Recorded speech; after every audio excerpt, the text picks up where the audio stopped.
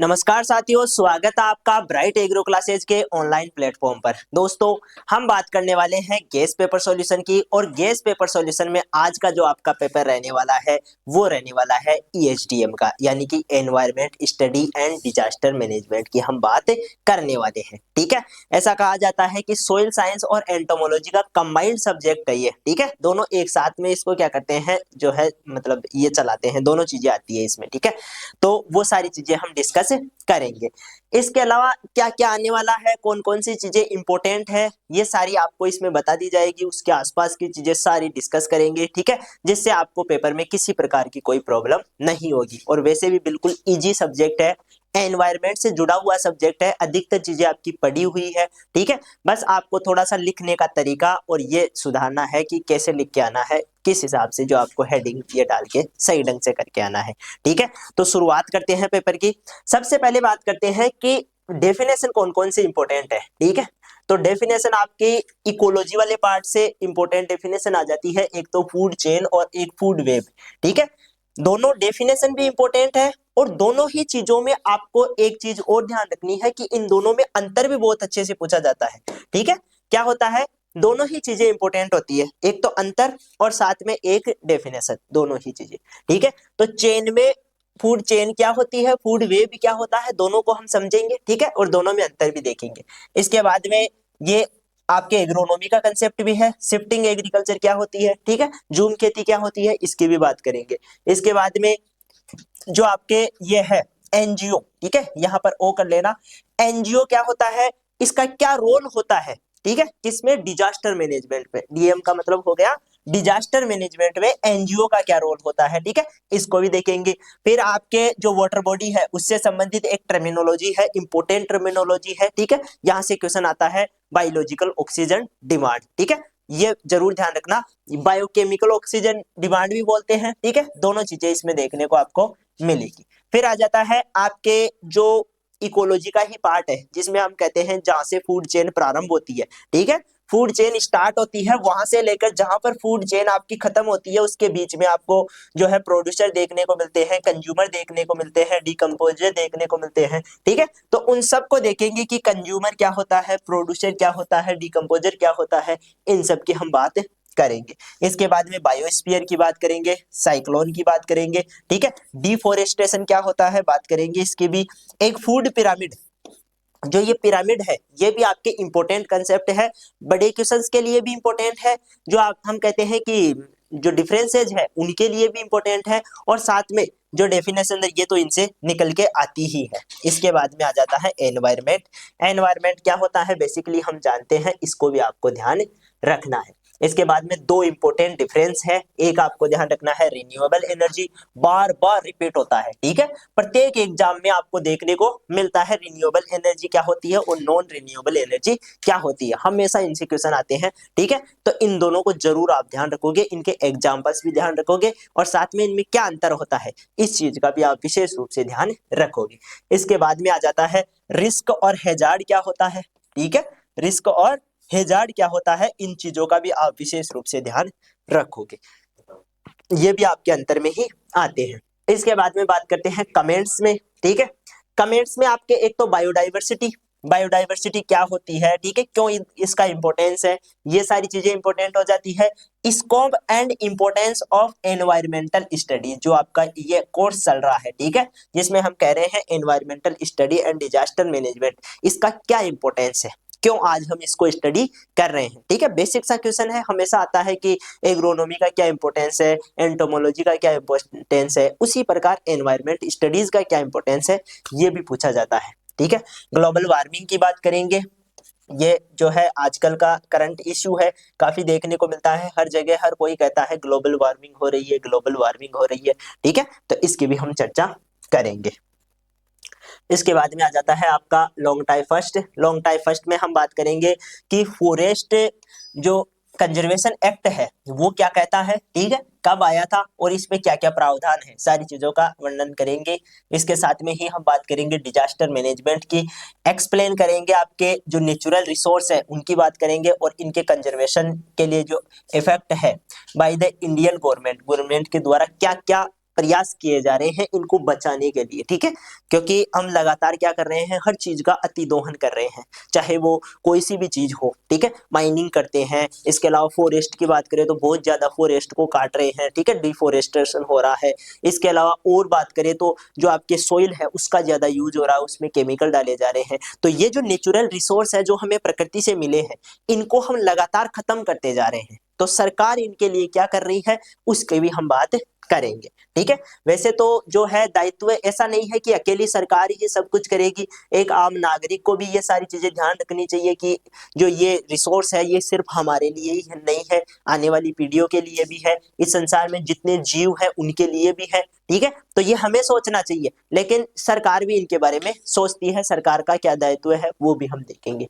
इसके बाद में बात करेंगे एनवायरमेंटल पोल्यूशन क्या होता है। पोल्यूशन को हम स्टार्टिंग से पढ़ते आ रहे हैं, ठीक है, छठी क्लास से पढ़ते आ रहे हैं, फिर 10वीं में पढ़ते हैं, 12वीं तक पढ़ते हैं, उसके बाद में कॉलेज में भी आकर इनको दोबारा से पढ़ते हैं, ठीक है।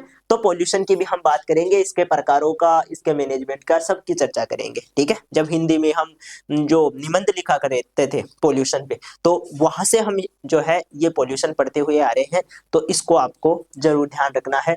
इकोलॉजी क्या होती है, इकोसिस्टम क्या होता है, दोनों में देखेंगे क्या फर्क होता है, कंसेप्ट और इनके टाइप्स की बात करेंगे, अलग अलग प्रकार के इकोसिस्टम भी पढ़ेंगे, इकोलॉजी के भी टाइप पढ़ेंगे, ठीक है। इसके बाद में आ जाता है difference between man made disaster. एक तो आपके डिजास्टर में दो प्रकार होते हैं, एक तो मैन मेड डिजास्टर होता है जो हम इंसान खुद पैदा करते हैं, ठीक है। जैसे हम न्यूक्लियर जो एनर्जी है वो बना रहे हैं, कभी कभी उस न्यूक्लियर एनर्जी में क्या हो जाता है, विस्फोट हो जाता है, उसकी वजह से बहुत ज्यादा हानियां होती है। कई बार हम क्या करते हैं, कोई गैस लीकेज हो जाती है, उसकी वजह से हानियां हो जाती है, कहीं पे आग लग जाती है तो उसकी वजह से बहुत ज्यादा प्रॉब्लम होती है। तो ये मैन मेड डिजास्टर है, ठीक है, ये हमने खुद ने बनाए हैं, तो उनकी भी हम चर्चा करेंगे। और एक डिजास्टर ऐसे होते हैं जो नेचुरल है, ठीक है, जैसे मान लो जो सुनामी है वो आ गई, इसके अलावा कोई बहुत ज्यादा जो है आपके वो देखने को मिला है जिसको हम कहते हैं कि अर्थक्वेक आ गया, है ना, वो देखने को मिलता है। तो ये सारी चीजें आपकी किस में आती हैं, नेचुरल डिजास्टर में आती हैं। तो इनको भी हम देखेंगे कि दोनों में क्या अंतर है, इनके बारे में थोड़ा थोड़ा पढ़ेंगे, ठीक है। अब स्टार्ट करते हैं। दो तीन बातें मैं आपको बता देता हूं, ये जो पीडीएफ है वो आपको ब्राइट एग्रो क्लासेज के ऐप पे मिल जाएगी, ठीक है। इसी के साथ में आपको इतना अच्छा कंटेंट दिया जाता है, आपके लिए बेहतर तरीके से जो है रिसर्च करके बढ़िया ढंग से पेपर बनाए जाते हैं, ठीक है। इनको इस मेहनत को बरकरार रखने के लिए, हमें थोड़ा मोटिवेट करने के लिए आप हमारे चैनल को सब्सक्राइब कर सकते हैं, लाइक कर सकते हैं और वीडियो को ज्यादा से ज्यादा लोगों के पास शेयर कर सकते हैं, ठीक है, ताकि सभी को इसका लाभ मिले। अब बात करते हैं टॉपिक पे की। तो टॉपिक में देखो स्टार्ट करते हैं, सबसे पहले फूड चेन और फूड वेब की बात कर लेते हैं, ठीक है। देखो चेन का मतलब होता है एक सीरीज, ठीक है, चेन का मतलब क्या होता है, एक ऐसी सीरीज बन गई मान लो, तो इसको हम चेन बोलते हैं। एक एक स्टेप के बाद में दूसरी स्टेप, तीसरी स्टेप, चौथी स्टेप, ये एक चेन कहलाती है, ठीक है। वेब क्या होता है, जाल क्या होता है, जाल नॉर्मली जो है बहुत सारी श्रृंखलाओं से मिलकर बना हुआ रहता है, ठीक है। जो बहुत सारी चेन्स होती है वो एक साथ मिलके आती है तो एक बड़ा जाल बना लेती है, उसे हम जाल बोलते हैं।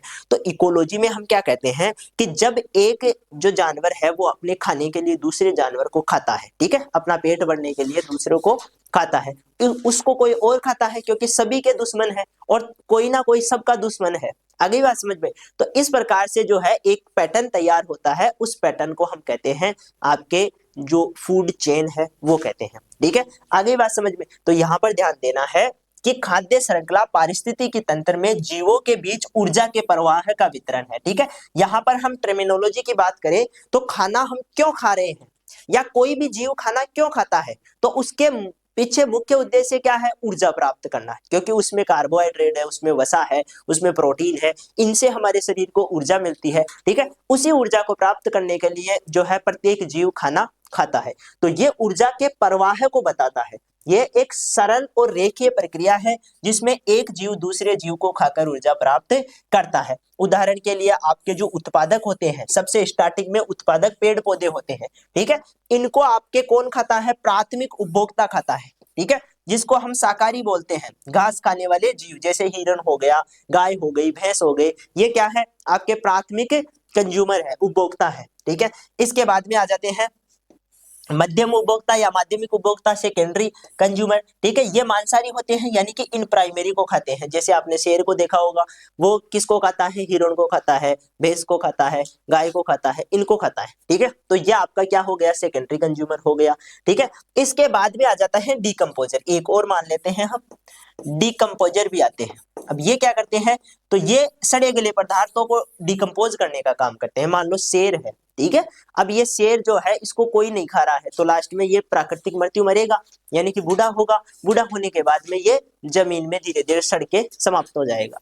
तो वो जो लास्ट में जो डिकम्पोज हुआ, तो वो डिकम्पोजर के द्वारा जो सूक्ष्म जीव है उन्होंने इसको डिकम्पोज कर दिया, तो वो आपके लास्ट एंड पंक्ति पे आते हैं, ठीक है। ये सबसे लास्ट में आकर सभी चीजों को खाने का काम करते हैं, जो भी सड़ी गली चीजें हैं सबको ये खाते हैं, ठीक है। इसके अलावा स्टार्टिंग कहाँ से होती है, तो फूड चेन की स्टार्टिंग उत्पादक से होती है, ठीक है, और समाप्त कहाँ हो रहे हैं, समाप्त डिकम्पोजर पर हो रहे हैं, ठीक है। तो इस प्रकार से श्रृंखला चलती रहती है। एक उदाहरण से समझ लो, जैसे घास है, घास को किसने खाया, हिरण ने खाया, ठीक है। हिरण को कौन खा गया, शेर खा गया, और शेर लास्ट में क्या हो गया, डिकम्पोज हो गया, यानी कि डिकम्पोजर जो होते हैं वो लास्ट में आकर इसको डिकम्पोज कर देते हैं, ठीक है। तो ये एक श्रृंखला बन गई, इसमें ये उत्पादक है, ये प्राथमिक उपभोक्ता है, ये द्वितीयक उपभोक्ता है, और ये लास्ट में आपका एंड में आने वाला जो कंज्यूम वो डिकम्पोजर है, जो कि डिकम्पोज करता है, अपघटन करता है, ठीक है। इनको हम अपघटक बोल सकते हैं,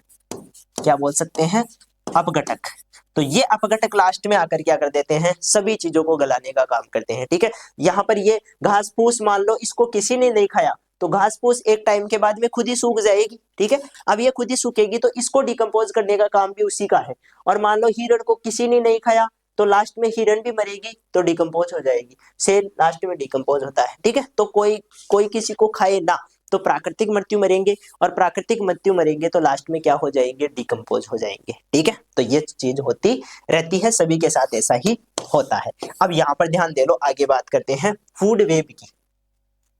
अब ये जो छोटी छोटी आपकी श्रृंखलाएं हैं, ये संयोजित होकर एक बड़ा सिस्टम बना लेती है, ठीक है। क्या बना लेती है, एक बड़ा सिस्टम बना लेती है, जिसको हम फूड वेब बोल रहे हैं या खाद्य जाल कह रहे हैं। तो खाद्य जाल कई खाद्य श्रृंखलाओं से, ठीक है, किनसे, फूड चेन से ही मिलकर बना होता है। कई खाद्य श्रृंखलाओं का एक संयोजन है, जो कि पारिस्थितिकी तंत्र में जीवों के बीच जटिल और पारस्परिक संबंधों को दर्शाने का काम करते हैं। यह जीवों के ऊर्जा आदान प्रदान और अधिक विविध और व्यापक रूप से दिखाई देता है। यानी कि जहां पर हम एक तो सिंपली रूप में समझ रहे थे कि इसको इसने खाया, इसको इसने खाया, इसका मतलब ऊर्जा यहाँ से यहाँ गई, यहाँ से यहाँ गई, ऐसे समझ रहे थे। लेकिन अब हम ये कह रहे हैं कि यहाँ पर ऊर्जा का जो वितरण हो रहा है वो थोड़ा कॉम्प्लेक्स हो रहा है।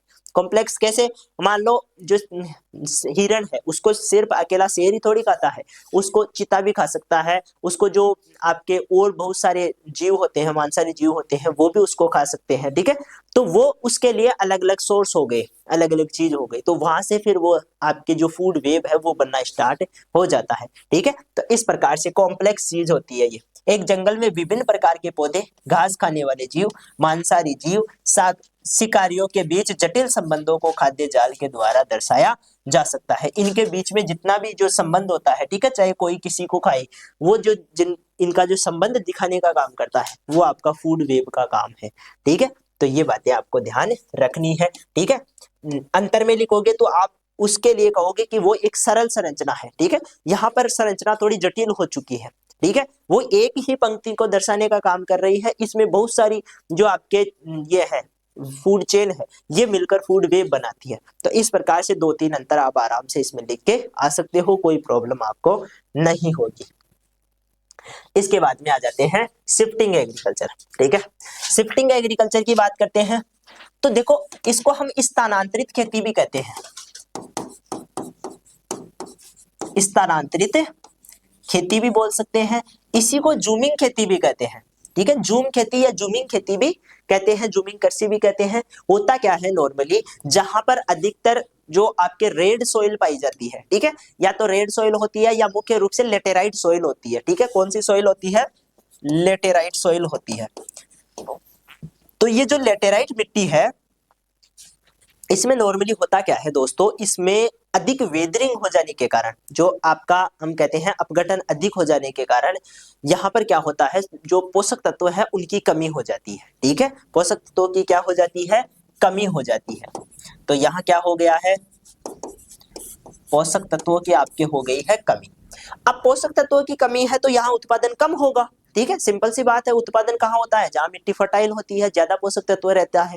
ठीक है, और कहां पर कम होता है, जहां पर पोषक तत्व कम होंगे, मिट्टी फर्टाइल नहीं होगी, उर्वरक नहीं होगी। ठीक है, तो सिंपल सी बात है कि यहाँ उत्पादन कम होता है। अब इस उत्पादन को बरकरार रखने के लिए वहां के लोग क्या करते हैं, जंगलों की कटाई करना स्टार्ट कर देते हैं। ठीक है, एक एरिया चूज करते हैं, मान लो इतना खेत हम संभाल सकते हैं। ठीक है, इतना खेत, 1 हेक्टेयर का खेत हम संभाल सकते हैं, उतने एक हेक्टेयर में क्या करते हैं, ये यहाँ से जंगलों को काटना स्टार्ट करेंगे, उनको कुछ टाइम के लिए सुखाएंगे और बाद में उनको जला लेंगे। ठीक है, क्या कर लेंगे, जला लेंगे। अब जो मुख्य रूप से जो आपके पोषक तत्व युक्त जो पेड़ पौधे थे, ठीक है, वो पेड़ पौधे जल चुके हैं। अब जल के उनकी जो राख है उसमें मुख्य रूप से क्या है, पोषक तत्व अवेलेबल है। ठीक है, अब वो पोषक तत्व अवेलेबल है तो इनका यूज बाद में हम क्या करेंगे, खेती करने में करेंगे। अब यहाँ 4 से 5 साल तक क्या होगी, खेती होगी। ठीक है, यहाँ पर अच्छी कृषि देखने को मिलेगी। तो इस प्रकार की खेती को हम क्या बोलते हैं, जूमिंग खेती बोलते हैं। इसके बाद में मान लो जैसे ही यहाँ पर फर्टिलिटी कम होती है, इस जगह को छोड़ दिया जाता है, दूसरी जगह पर दोबारा से जंगल काटे जाते हैं और वहां पे खेती करना स्टार्ट कर देते हैं। तो ये शिफ्ट होती हुई चलती रहती है, एक जगह दूसरी जगह तीसरी जगह, इस प्रकार से। इसलिए इसको शिफ्टिंग खेती, इसीलिए इसको स्थानांतरित खेती, इसीलिए इसको जूमिंग खेती कहा जाता है। तीनों नाम इसी के हैं, ध्यान रखना। आगे बात करते हैं, एक परंपरागत कृषि पद्धति है, पुराने जमाने से ही की जा रही है। ठीक है, जिसमें कृषि भूमि को कुछ समय के लिए उपयोग करने के बाद छोड़ दिया जाता है और नई भूमि पर खेती की जाती है। यह पद्धति मुख्य रूप से उन क्षेत्रों में होती है जहां भूमि की उर्वरता क्या होती है, कम होती है। ठीक है, हमारे जो भारत की बात करें तो जो दक्षिणी इलाके हैं, ठीक है, जहां पर लेटेराइट मिट्टी ज्यादा पाई जाती है, पहाड़ी इलाके हैं, वहां पर यह खेती ज्यादा होती है। ठीक है, इस चीज को आप ऐसे समझ सकते हो। भारत सरकार ने इस पे रोक लगा रखी है, यानी कि अलाउ नहीं करते हैं कि आप करो, फिर भी लोग जो है कर ही लेते हैं, छुप छुपा के भी कर ही लेते हैं। ठीक है, इसके लिए एक जो है बीच वाला मेथड निकाल रखा है कि आप ऐसे मत किया करो कि सभी पेड़ पौधों को मत काटा करो। ठीक है, उसमें से बीच बीच में जो बड़े बड़े अच्छे पेड़ है उनको छोड़ दिया करो, छोटे मोटे पेड़ को काट कर जलाकर वहां पर खेती कर सकते हो। तो ये जो बीच वाला मेथड है, इस प्रकार का मेथड भी सुझाव दिया गया है। ठीक है, कुछ लोग फॉलो करते हैं लेकिन अधिकतर नहीं करते हैं, तो ये चीजें ध्यान रखनी है आपको। अब बात करते हैं एनजीओ का क्या रोल है डिजास्टर मैनेजमेंट पे। तो एनजीओ क्या करते हैं, जब भी, क्योंकि एनजीओ ऐसी संस्थाएं होती है जिनका प्रॉफिट से कोई संबंध नहीं होता है। ठीक है, प्रॉफिट से कोई संबंध नहीं होता है, गवर्नमेंट उनका जो है उनको सपोर्ट भी नहीं करती है, गवर्नमेंट से भी उनको सपोर्ट नहीं मिलता है। ये क्या होते हैं, लोग मान लो जो डोनेशन करते हैं, उस प्रकार के जो डोनेशन है उससे मिलने वाले डोनेशन से लोगों को सहायता करते हैं। ठीक है, अब ये क्या करेंगे, ये सबसे पहले पहुंच जाते हैं वहां पर, आपदा प्रबंधन में एक महत्वपूर्ण भूमिका निभाते हैं। वे आपदा दौरान राहत, पुनर्वास, पुनर्निर्माण कार्यों में सहायता करते हैं। एक तो लोगों को राहत देंगे, यानी किसी प्रकार की जो सहायता है वो देंगे। इसके अलावा उनके जो घर है उनको पुनः वहां से मान लो नई जगह शिफ्ट करना हो, यहाँ पर कोई प्रॉब्लम होने वाली है तो उनको वहां से नई जगह शिफ्ट करना हो, उसके लिए काम करते हैं। और उनको वापस उसी जगह पर जब कोई प्रॉब्लम समाप्त हो जाए, किसी प्रकार का डिजास्टर खत्म हो जाए, उसके बाद में उनको वहां पर दोबारा से शिफ्ट करना, ये सारे काम एनजीओ के ही होते हैं। राहत कार्यों में क्या करते हैं, तो वो तत्काल सहायता प्रदान करते हैं, भोजन की, पानी की, चिकित्सा सहायता देते हैं, आश्रय देते हैं, रहने की जगह भी देते हैं। ठीक है, दूसरी बात, पुनर्वास में क्या करते हैं, तो प्रभावित क्षेत्रों में पुनः निर्माण कार्य करते हैं और प्रभावित व्यक्तियों की स्थिरता प्रदान करते हैं। सामाजिक जागरूकता फैलाते हैं, आपदाओं के दौरान समुदायों को जागरूक करना और पुनर्निर्माण के लिए उन्हें जो है प्रशिक्षित करना, दोबारा से वो कैसे घर बना सकते हैं, कैसे रह सकते हैं, ये सारी चीजें इंफॉर्मेशन देने का काम किसका है, एनजीओ का है। ठीक है, तो एनजीओ का काफी इंपॉर्टेंस होता है किसी भी जो है डिजास्टर मैनेजमेंट में, ये ध्यान रखना, इसीलिए पूछा भी जाता है, इसको अच्छे से आप कवर करना।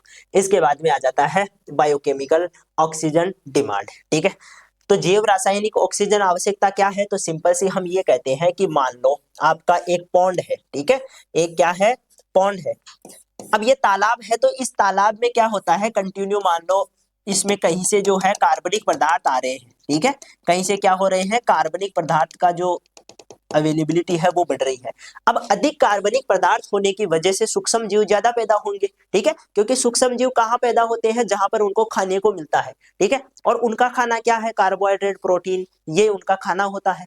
तो कार्बनिक पदार्थ होंगे तो उसमें कार्बोहाइड्रेट होगा, सेल्यूलोज होगा, हेमिसेलुलोज होगा, तो इसको खाने के लिए सूक्ष्म जीव पैदा होते हैं। तो पानी में अधिक मात्रा में सूक्ष्म जीव पैदा हो जाएंगे और इसकी वजह से पानी में ऑक्सीजन की कमी हो जाएगी। किसकी कमी हो जाएगी, ऑक्सीजन की कमी हो जाएगी, और इस ऑक्सीजन की कमी के कारण वहां उस पानी में रहने वाले जो दूसरे जीव हैं, चाहे छोटी मछलियां हो, बड़ी मछलियां हो, कछुए हो, या उसके अलावा जो भी पानी में रहने वाले जो जीव है, उनके लिए ऑक्सीजन की कमी हो जाती है और वो मरना स्टार्ट हो जाते हैं, ठीक है, वो क्या हो जाते हैं, मरना स्टार्ट हो जाते हैं। तो ऐसी परिस्थिति को हम कहते हैं कि क्या हो गया है, बायोलॉजिकल ऑक्सीजन डिमांड बढ़ गई है, ठीक है, उस चीज को हम क्या बोलते हैं कि इसका तो बीओडी मान काफी ज्यादा हो गया है, इसका मतलब वहां पर ऑक्सीजन की रिक्वायरमेंट ज्यादा है, ठीक है, इस प्रकार से इसको समझ सकते हैं। तो बीओडी वह माप है जो यह दर्शाता है कि एक जल निकाय में उपस्थित जैविक पदार्थ, कार्बनिक पदार्थ के अपघटन के लिए कितना ऑक्सीजन उपयोग किया जाता है। यदि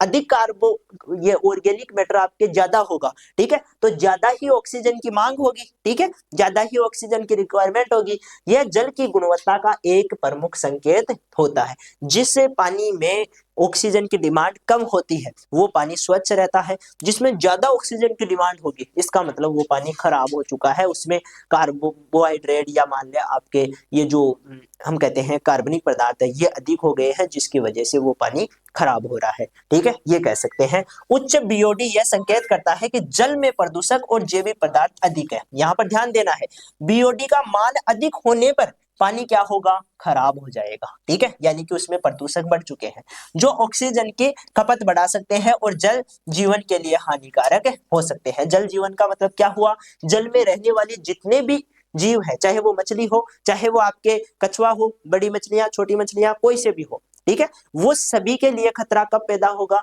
जब ऑक्सीजन की डिमांड बढ़ जाएगी, उनको ऑक्सीजन नहीं मिलेगी, ठीक है, तो वो धीरे धीरे मरना स्टार्ट हो जाएंगे। ये सारी चीजें आपके क्या होती है, बायोलॉजिकल ऑक्सीजन डिमांड कहलाती है, बायोकेमिकल ऑक्सीजन डिमांड कहलाती है, ठीक है। बात समझ में आई कि नहीं आई, सिंपल सी बात है। बीओडी का मान कब बढ़ेगा, जब प्रदूषण ज्यादा हो जाएगा पानी में, ठीक है, जब कार्बनिक पदार्थ की मात्रा ज्यादा बढ़ जाएगी पानी में, ठीक है, तो वो चीजें हैं, ध्यान रखना है। इसके बाद में आपके फूड चेन से ही दो चीजें हैं, फूड चेन में कंज्यूमर भी होते हैं, फूड चेन में प्रोड्यूसर भी होते हैं। प्रोड्यूसर क्या होते हैं, वे जीव जो प्रकाश संश्लेषण करते हैं, पेड़ पौधे आपके प्रकाश संश्लेषण करते हैं तो वो प्रोड्यूसर होते हैं, ठीक है, तो प्रकाश संश्लेषण के माध्यम से ऊर्जा उत्पादन करते हैं, ठीक है, ये मुख्यतः पौधे होते हैं जो सूर्य की ऊर्जा को रासायनिक ऊर्जा में बदलते हैं। दूसरी तरफ ये इनका उपयोग करते हैं, जो कंज्यूमर होते हैं, उपभोक्ता होते हैं, ये उत्पादकों का उपयोग करते हैं। वे जीव जो अन्य जीवों को खाकर अपनी ऊर्जा प्राप्त करते हैं, जैसे कि प्राथमिक उपभोक्ता और द्वितीयक उपभोक्ता, ये क्या करते हैं, शाकाहारी जीव होते हैं और घास फूस खाते हैं। ये मांसाहारी जीव होते हैं जो शाकाहारियों को खाने का काम करते हैं, ठीक है, तो इस प्रकार से दोनों चीजें आपको ध्यान रखनी है, ठीक है। मानव क्या होता है, तो मानव सर्वाहारी होता है, ठीक है, क्या होता है, सर्वाहारी, यानी कि मानव को घास फूस मिल जाए वो भी खा लेंगे। घास फूस का कहने का मतलब है कि अनाज और ये मिल जाए तो उसे भी खाते हैं, मांस वास मिल जाए तो उसे भी खा लेते हैं। तो इंसान कैसा है, सर्वाहारी है, पूछ लेते हैं कभी कभी, बता देना, ठीक है। बात कर लेते हैं बायोस्फीयर की। बायोस्फीयर का क्या मतलब है, तो जीवमंडल पृथ्वी का वह क्षेत्र है जिसमें जीवन मौजूद है, ठीक है, जिसमें क्या है, जीवन मौजूद है। इसमें वायुमंडल भी आता है, ठीक है, क्योंकि वायु में सूक्ष्म जीव होते हैं, चिड़िया होती है, ठीक है। जलमंडल भी आता है क्योंकि जल में मछलियां ये होती है तो वो जीव ही है। इसके अलावा स्थल मंडल पे हम रहते हैं, बहुत सारे पेड़ पौधे रहते हैं, बहुत सारे जीव रहते हैं, तो वो भी आ गया, उनके बीच स्थित जीवन के रूप में शामिल होता है। तो इन सब चीजों को मिलाकर हम बायोस्फीयर कहते हैं, उसको जीवमंडल बोलते हैं, क्योंकि जीव जहाँ पे पाए जा रहे हैं वो जीवमंडल का पार्ट है, ठीक है, बायोस्फीयर का पार्ट है। जीवमंडल पृथ्वी के सभी परिस्थिति तंत्र का समावेश करता है और यह जीवन का समर्थन करने वाले प्राकृतिक संसाधनों से भरपूर रहता है, ठीक है, यानी कि यहाँ पर जीवन जीने के लिए जितनी आवश्यक चीजें हैं वो सारी अवेलेबल होती है, ठीक है। जैसे हम जी रहे हैं तो हमारे जो है खाने के लिए जो यहाँ पर मुख्य रूप से खाद्य पदार्थ अवेलेबल है, ठीक है, पीने के लिए पानी अवेलेबल है, और जो अहम गैस सबसे ज्यादा जरूरी होती है उसके लिए हमें ऑक्सीजन भी मिल रही है। तो पारितंत्र क्या करता है, वो सारी चीजें प्रोवाइड करवाता है, बायोस्फीयर वो सारी चीजें देता है जो कि हमारे लिए जरूरी होती है, ठीक है। तो वो सारी चीजें आपके जीवमंडल में आ जाएगी। इसके बाद में आ जाता है साइक्लोन। साइक्लोन क्या होता है, तो ये एक तरह का तूफान ही होता है दोस्तों, ठीक है, एक तरह का क्या होता है, तूफान ही होता है। लेकिन इसमें क्या होता है कि ये ऐसे घूमता हुआ आता है, ठीक है, क्या होता है, ऐसे घूमता हुआ आता है। इसका जो यहाँ का जो क्षेत्र है वो निम्न दाब वाला होता है, यहाँ पर हवा का बिल्कुल कम दाब है, और ये जो यहाँ पर हवा घूम रही है ये एक उच्च दाब के साथ घूमती है, काफी प्रेशर के साथ घूमती है। तो बहुत सारी चीजों को, पानी को, इनको उड़ाती हुई चारों ओर चलती रहती है। इस प्रकार के तूफान को हम क्या बोलते हैं, साइक्लोन बोलते हैं। चक्रवात एक उच्च गति वाली हवा, भारी वर्षा से संबंधित एक प्राकृतिक तूफान है जो कि समुद्रों, तटीय क्षेत्रों में उत्पन्न होता है। ये एक घूर्णन तूफान होता है। घूर्णन का मतलब ऐसे घूमने वाला, जिसमें कम दबाव का क्षेत्र केंद्र में होता है, बीच में क्या होता है, कम दाब वाला क्षेत्र होता है, चारों ओर जो है इसके पानी घूमता रहता है, ठीक है, हवाएं और पानी। प्रभाव, यह तेज हवाओं और बारिश के कारण तटीय क्षेत्र में गंभीर बाढ़ लाता है, पेड़ गिरा देता है, मकानों को खराब कर देता है, और कई प्रकार की आपदाओं का कारण बनता है, ठीक है। तो मुख्य रूप से जो समुद्र के पास वाले जो इलाके हैं वहां पर साइक्लोन ज्यादा आता है, ठीक है, ज्यादा दूरी तक ये ट्रेवल नहीं कर पाता है, तो इस पास वाले एरिया तक आकर ही ये क्या हो जाता है, समाप्त हो जाता है, ठीक है। लेकिन जहां पर आता है बहुत ज्यादा तबाही मचा देता है, फसलें खराब कर देता है, पेड़ पौधों को गिरा देगा, जो आपके घर है उनको नुकसान पहुंचाएगा, और नहीं जो कई प्रकार की जो चीजें हैं उनको नुकसान होता है, ठीक है। तो ये सारी चीजें आपको ध्यान रखनी है। इसके बाद में आ जाता है डिफोरेस्टेशन। तो वनों की कटाई से क्या मतलब है, वन उन्मूलन से क्या मतलब है, ठीक है, क्या बोल सकते हैं इसको, वन उन्मूलन, यानी कि वनों का काटा जाना। तो वनों की कटाई का मतलब जंगलों की अंधाधुंध कटाई से है, ठीक है, बहुत ज्यादा कटाई करने से है, जिससे जैव विविधता और पारिस्थितिकी तंत्र के संतुलन में विघटन होता है। यह भूमि उपयोग में बदलाव और शहरीकरण व कृषि विस्तार के कारण ऐसा होता है। तो आपकी जो फॉरेस्ट रिपोर्ट है ना, आपकी बार वाली जो फॉरेस्ट रिपोर्ट आई है ना, उसमें ऐसा देखा गया है कि भारत में अब की बार जो जंगलों का क्षेत्र है वो बढ़ा है, ठीक है, कम नहीं हुआ है, अब की बार जंगलों का क्षेत्र बढ़ा है। ये प्रत्येक 2 साल में आती है, ठीक है।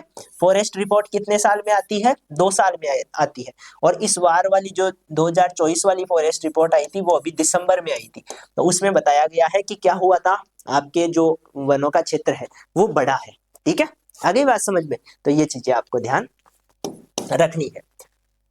इसके अलावा डिफोरेस्टेशन में हम कहते हैं भाई काटना, जिससे भूमि का जो उपयोग है मुख्य रूप से किस में कर लेते हैं, उसका उपयोग शहरीकरण में, कृषि के विस्तार में, इनमें कर लेते हैं, ठीक है, कई प्रकार के जो उद्योग है वो चलाने में इनमें कर लेंगे। जैव विविधता की हानि होती है। प्रॉब्लम क्या हो रही है, एक तो जैव विविधता की हानि, उसमें जो जंगली जीव रह रहे हैं उनके रहने की जगह छिन जाएगी, और इसके अलावा जो अलग अलग स्पीसीज है वो कम हो जाएगी, पेड़ पौधे कम हो जाएंगे, जलवायु परिवर्तन में वृद्धि होगी, और जल संरक्षण में कमी होगी। ये सारे कारण होते हैं किसके, वनों की कटाई के, ठीक है। बात करते हैं फूड पिरामिड। अब देखो अलग अलग प्रकार के पिरामिड आपके यहाँ पर देखने को मिलते हैं। आगे जो बड़ा क्वेश्चन आएगा उसमें हम और अच्छे से डिस्कस करेंगे कि फूड पिरामिड क्या होते हैं, ऊर्जा के पिरामिड क्या होते हैं, संख्या वाले पिरामिड क्या होते हैं, इनके सब की जो है बातें करेंगे। खाद्य पिरामिड एक आरेख है जो यह दर्शाता है कि खाद्य श्रृंखला में ऊर्जा कैसे प्रभावित होती है। इसका आधार उत्पादक से शुरू होता है और उपभोक्ताओं, मांसाहारी जीवों और के माध्यम से ऊपर की ओर बढ़ता रहता है। ऊर्जा का प्रवाह है, हर स्तर पर ऊर्जा की मात्रा कम होती जाती है और पिरामिड की जो ऊपरी पंक्तियां हैं उनको ऊर्जा कम मिलती है, ठीक है, यानी कि ये ऐसा होता है नॉर्मली। ये मान लो ये एक पिरामिड है, इसमें सबसे पहले आता है आपके उत्पादक। उत्पादकों को मैं क्या बोल रहा हूँ, आपके प्रोड्यूसर बोल रहा हूँ, पी बोल दिया मैंने। इसके बाद में आ गया आपके कंज्यूमर फर्स्ट, कंज्यूमर सेकंड, ठीक है, और मान लो कंज्यूमर थर्ड आ गया। तो यहाँ पर हम ये कहते हैं कि यहाँ पर ऊर्जा मान लो 100% है, ठीक है। अब यहाँ पर 10% ही ऊर्जा जाएगी, यहाँ पर 1% ही ऊर्जा जाएगी, और यहाँ पर 0.1% ही ऊर्जा जाएगी, ठीक है। तो इस प्रकार से जैसे नीचे से ऊपर की ओर जाते हैं ऊर्जा घटती रहती है, ऊर्जा का क्रम कम होता रहता है, ठीक है। तो ये चीजें आपको बताने का काम कौन करता है, फूड पिरामिड करता है। ये कई प्रकार के होते हैं, संख्या के पिरामिड होते हैं, जैव भार के पिरामिड होते हैं, ऊर्जा के पिरामिड होते हैं, ठीक है, सभी के होते हैं। लेकिन ये ध्यान रखना कि ऊर्जा का पिरामिड हमेशा सीधा ही बनता है। जैव भार का, जैव संख्या का पिरामिड सीधे और उल्टे दोनों बन जाते हैं, लेकिन ऊर्जा का पिरामिड सीधा ही बन जाता है। एप वाले जो बच्चे हैं उनको बहुत अच्छे से पढ़ाया हुआ है, ठीक है। बाकी अभी और इसको डिस्कस कर लेंगे। एनवायरमेंटल यानी कि पर्यावरण से क्या संबंध है, तो पर्यावरण क्या होता है, प्राकृतिक और कृत्रिम तत्वों का एक समग्र है जिसमें जैविक अजैविक घटक शामिल होते हैं। यह पारिस्थितिक तंत्र का आधार होता है जिसमें जीवन और जीवन के लिए आवश्यक संसाधनों का समर्थन होता है, ठीक है। जीवन के लिए आवश्यक तत्वों का स्रोत वायु, जल और मृदा सभी चीजें अवेलेबल होती है। जैव विविधता, पारिस्थितिक तंत्र का संरक्षण यहाँ पर होता है। जलवायु प्रणाली का संतुलन बनाए रखना भी इसमें देखा जाता है। तो ये आपका पर्यावरण है, जो आसपास की सारी चीजें हैं वो पर्यावरण में ही आ जाती है, जिसमें हम जीव भी शामिल होते हैं और अजैविक घटक भी शामिल होते हैं, जैसे मिट्टी हो गई, पहाड़ हो गए, वर्षा हो गई, टेम्परेचर हो गया। ये सब मिलकर आपके क्या बनाती है, पर्यावरण बनाती है, ठीक है। तो ये चीजें ध्यान रखोगे। अब बात करते हैं आपके अंतर वाले क्वेश्चंस की बात कर लेते हैं, ठीक है। अंतर वाले क्वेश्चंस में जो सबसे ज्यादा पूछा जाता है और कई पेपर्स में पूछा हुआ है, पिछले जो आपके ओल्ड पेपर्स हैं उनमें हमने देखा है कि कई पेपर्स में ये आया हुआ है, ठीक है। तो इसको ध्यान रखना है, आपको विशेष रूप से पूछा जा सकता है, ठीक है। रिन्यूएबल एनर्जी और नॉन रिन्यूएबल एनर्जी, ठीक है, यानी कि एक एनर्जी का ऐसा सोर्स है जिसको हम एक ही बार इस्तेमाल कर सकते हैं, जैसे पेट्रोल डीजल है, इनको हम एक बार गाड़ी में डलवाते हैं, उसके बाद में हमें दोबारा से ये अवेलेबल नहीं होते हैं, ठीक है। लेकिन जहां पर हम ऐसी एनर्जी की बात करें जो कि आपके बार बार अवेलेबल होती रहती है, जैसे सौर ऊर्जा, आज आपने जो है सूर्य की किरणों का इस्तेमाल किया और उसमें ऊर्जा में चेंज कर लिया, अब दोबारा से सूर्य उगेगा, दोबारा से यूज हो जाएगी, ठीक है। तो इस प्रकार से इनका जो क्रम है वो कंटिन्यू चलता रहता है, लेकिन पेट्रोलियम कभी ना कभी खत्म हो जाएगा, ऐसी एनर्जी है, ठीक है। तो जो पेट्रोलियम है वो आपके नॉन रिन्यूएबल एनर्जी है, और जो आपके ये सूर्य से मिलने वाली जो एनर्जी है जिसको हम सौर ऊर्जा बोल रहे हैं, ये आपके क्या है, आपके रिन्यूएबल एनर्जी है, बार बार आपको मिलती रहेगी, ठीक है। इससे पोल्यूशन भी कम होता है और जो पेट्रोलियम है उससे पोल्यूशन भी ज्यादा होता है। तो एक अंतर आप पोल्यूशन वाला भी ध्यान रख सकते हो, ठीक है। यहाँ पर ध्यान देना है, रिन्यूएबल की बात कर रहे हैं सबसे पहले, तो ऊर्जा के वे स्रोत जो समय के साथ फिर से प्राप्त किए जा सकते हैं, ठीक है। ऊर्जा के ऐसे स्रोत जो समय के साथ फिर से दोबारा से प्राप्त किए जा सकते हैं, ठीक है, यानी कि इनको हम बार बार बना सकते हैं। यहाँ पर ऊर्जा के वे स्रोत जो सीमित होते हैं और समाप्त हो सकते हैं, ठीक है। सीमित यानी कि कम है और ये कभी ना कभी समाप्त हो जाएंगे, ऐसा अनुमान लगाया जाता है कि जो अधिकतर जो हमारे पेट्रोलियम है वो कभी ना कभी खत्म हो जाएंगे। और अमेरिका जैसे देश जो बाहर से पेट्रोलियम पदार्थ मंगाते हैं, खुद के जो पेट्रोलियम रिसोर्स है उनको इकट्ठा करके रखे हुए हैं, उनको पता है कभी ना कभी इनकी कमी होगी, इसलिए वो अपने वाले पेट्रोलियम पदार्थों का यूज नहीं करते हैं, वो बाहर से मंगवाते हैं, ठीक है। तो लोग कहाँ कहाँ सोच रहे हैं, कितनी तगड़ी बातें सोच रहे हैं, ये यहाँ से दिमाग आप लगा सकते हो। इसके बाद में आ जाता है सोर्स। सोर्स की बात करें तो सूरज, पवन, जल, जैविक पदार्थ, भूतापीय ऊर्जा, ये सारे क्या है आपके रिन्यूएबल है, ठीक है। नॉन रिन्यूएबल कौन से हैं, तो हम कहेंगे कोयला, पेट्रोलियम, प्राकृतिक गैस और यूरेनियम, ये सब क्या है, कोयला कभी ना कभी खत्म हो जाएगा, पेट्रोलियम आपके मिट्टी से ही निकलता है, खत्म हो जाता है, प्राकृतिक गैस वहीं से निकलती है, कभी ना कभी खत्म हो जाएगा। यूरेनियम की बात करें तो ये भी आपके मिट्टी से ही प्राप्त होता है। यूरेनियम का हम यूज कहाँ करते हैं, इसको हम आपके जो न्यूक्लियर एनर्जी के जो सोर्स होते हैं, न्यूक्लियर एनर्जी पावर प्लांट भी लगाते हैं ना, उनमें यूरेनियम का इस्तेमाल करते हैं। यूरेनियम से जो आपका एटम बम है वो भी बनता है, लेकिन उसकी क्वालिटी में फर्क होता है, ठीक है। उच्च क्वालिटी वाला जो यूरेनियम होता है उससे हम ये बम ये बनाने में इस्तेमाल करते हैं, लेकिन जो निम्न क्वालिटी वाला यूरेनियम है उसका इस्तेमाल हम ऊर्जा निर्माण में कर लेते हैं, न्यूक्लियर एनर्जी बनाने में, ठीक है। तो वो चीजें हैं। अवेलेबिलिटी, उपलब्धता की बात करते हैं। अंततः क्योंकि ये प्राकृतिक रूप से पुनः उत्पन्न किए जा सकते हैं, ठीक है, प्राकृतिक रूप से इनको दोबारा बना सकते हैं। ये सीमित होते हैं क्योंकि इनका स्रोत अंततः समाप्त हो जाता है, कभी ना कभी ये जो है, मान लो हम देखते भी रहते हैं कि कोयले की खदान एक लिमिट के बाद में उसको बंद कर दिया जाता है क्योंकि वहां पर कोयला मिलना बंद हो जाता है, ठीक है। फिर कोई दूसरी खदान ढूंढी जाती है, नया एरिया ढूंढा जाता है, वहां पर जो है आपके कोयला मिलता है, ठीक है। ऐसा ही आपके पेट्रोलियम से होता है, कई प्रकार के जो पेट्रोलियम है आपके बाड़मेर में, जैसलमेर में, इनमें पेट्रोलियम के कई कई कुएं मिलते रहते हैं, भाई इस बार यहाँ पर एक कुआं मिला है, ठीक है, उसका उपयोग करते हैं, उसके बाद में वहां पर खत्म हो जाता है, फिर दूसरी जगह देखते हैं। तो इस प्रकार से जो चीजें हैं ये मिलती रहती है, खत्म होती रहती है।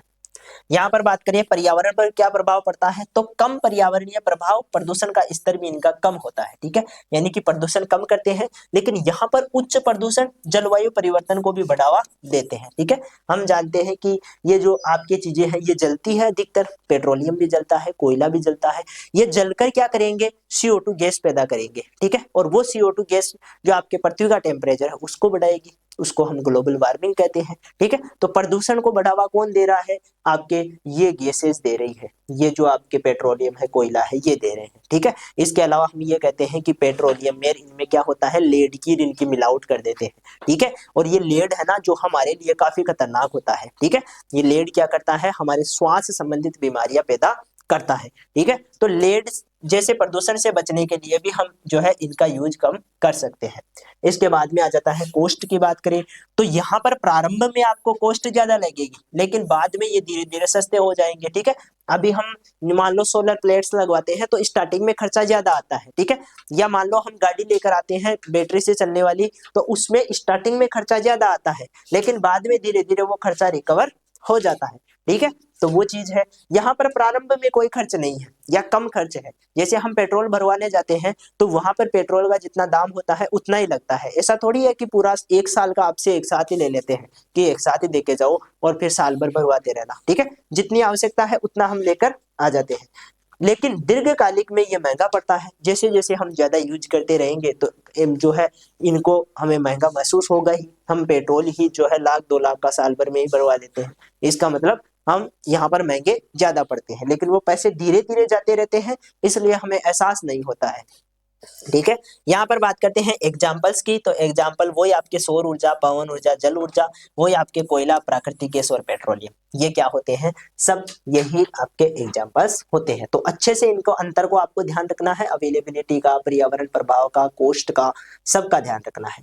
इसके बाद में बात करते हैं जोखिम की। देखो दो चीजें होती है, एक रिस्क होता है, एक हेजार्ड होता है। रिस्क को हम जोखिम बोलते हैं, हेजार्ड को हम खतरा बोलते हैं, ठीक है। दोनों चीजें एक जैसी लगती है सुनने में, लेकिन एक नॉमिनल सा छोटा सा इनमें अंतर होता है, उस चीज को समझ लेते हैं, ठीक है। डेफिनेशन की बात करें तो जोखिम क्या होता है, किसी घटना या स्थिति के परिणाम स्वरूप होने वाली हानि या नुकसान की संभावना, ठीक है। मान लो कोई घटना हो गई, अब उस घटना में कितना नुकसान हो सकता है, इसकी जो संभावना होती है वो आपके क्या होता है, रिस्क होता है। हेजार्ड क्या है, किसी प्रकार की स्थिति जो किसी व्यक्ति, संपत्ति या पर्यावरण के लिए हानिकारक हो सकती है, ठीक है। ये सीधा ही मान लो कोई स्थिति है या कोई संपत्ति है या कोई पर्यावरण से संबंधित कोई चीज है जो कि सीधा नुकसान पहुंचाती है, ठीक है, वो आपके हेजार्ड में आता है। यहाँ पर वो घट चुका है, यहाँ पर वो घट सकता है आगे, ठीक है।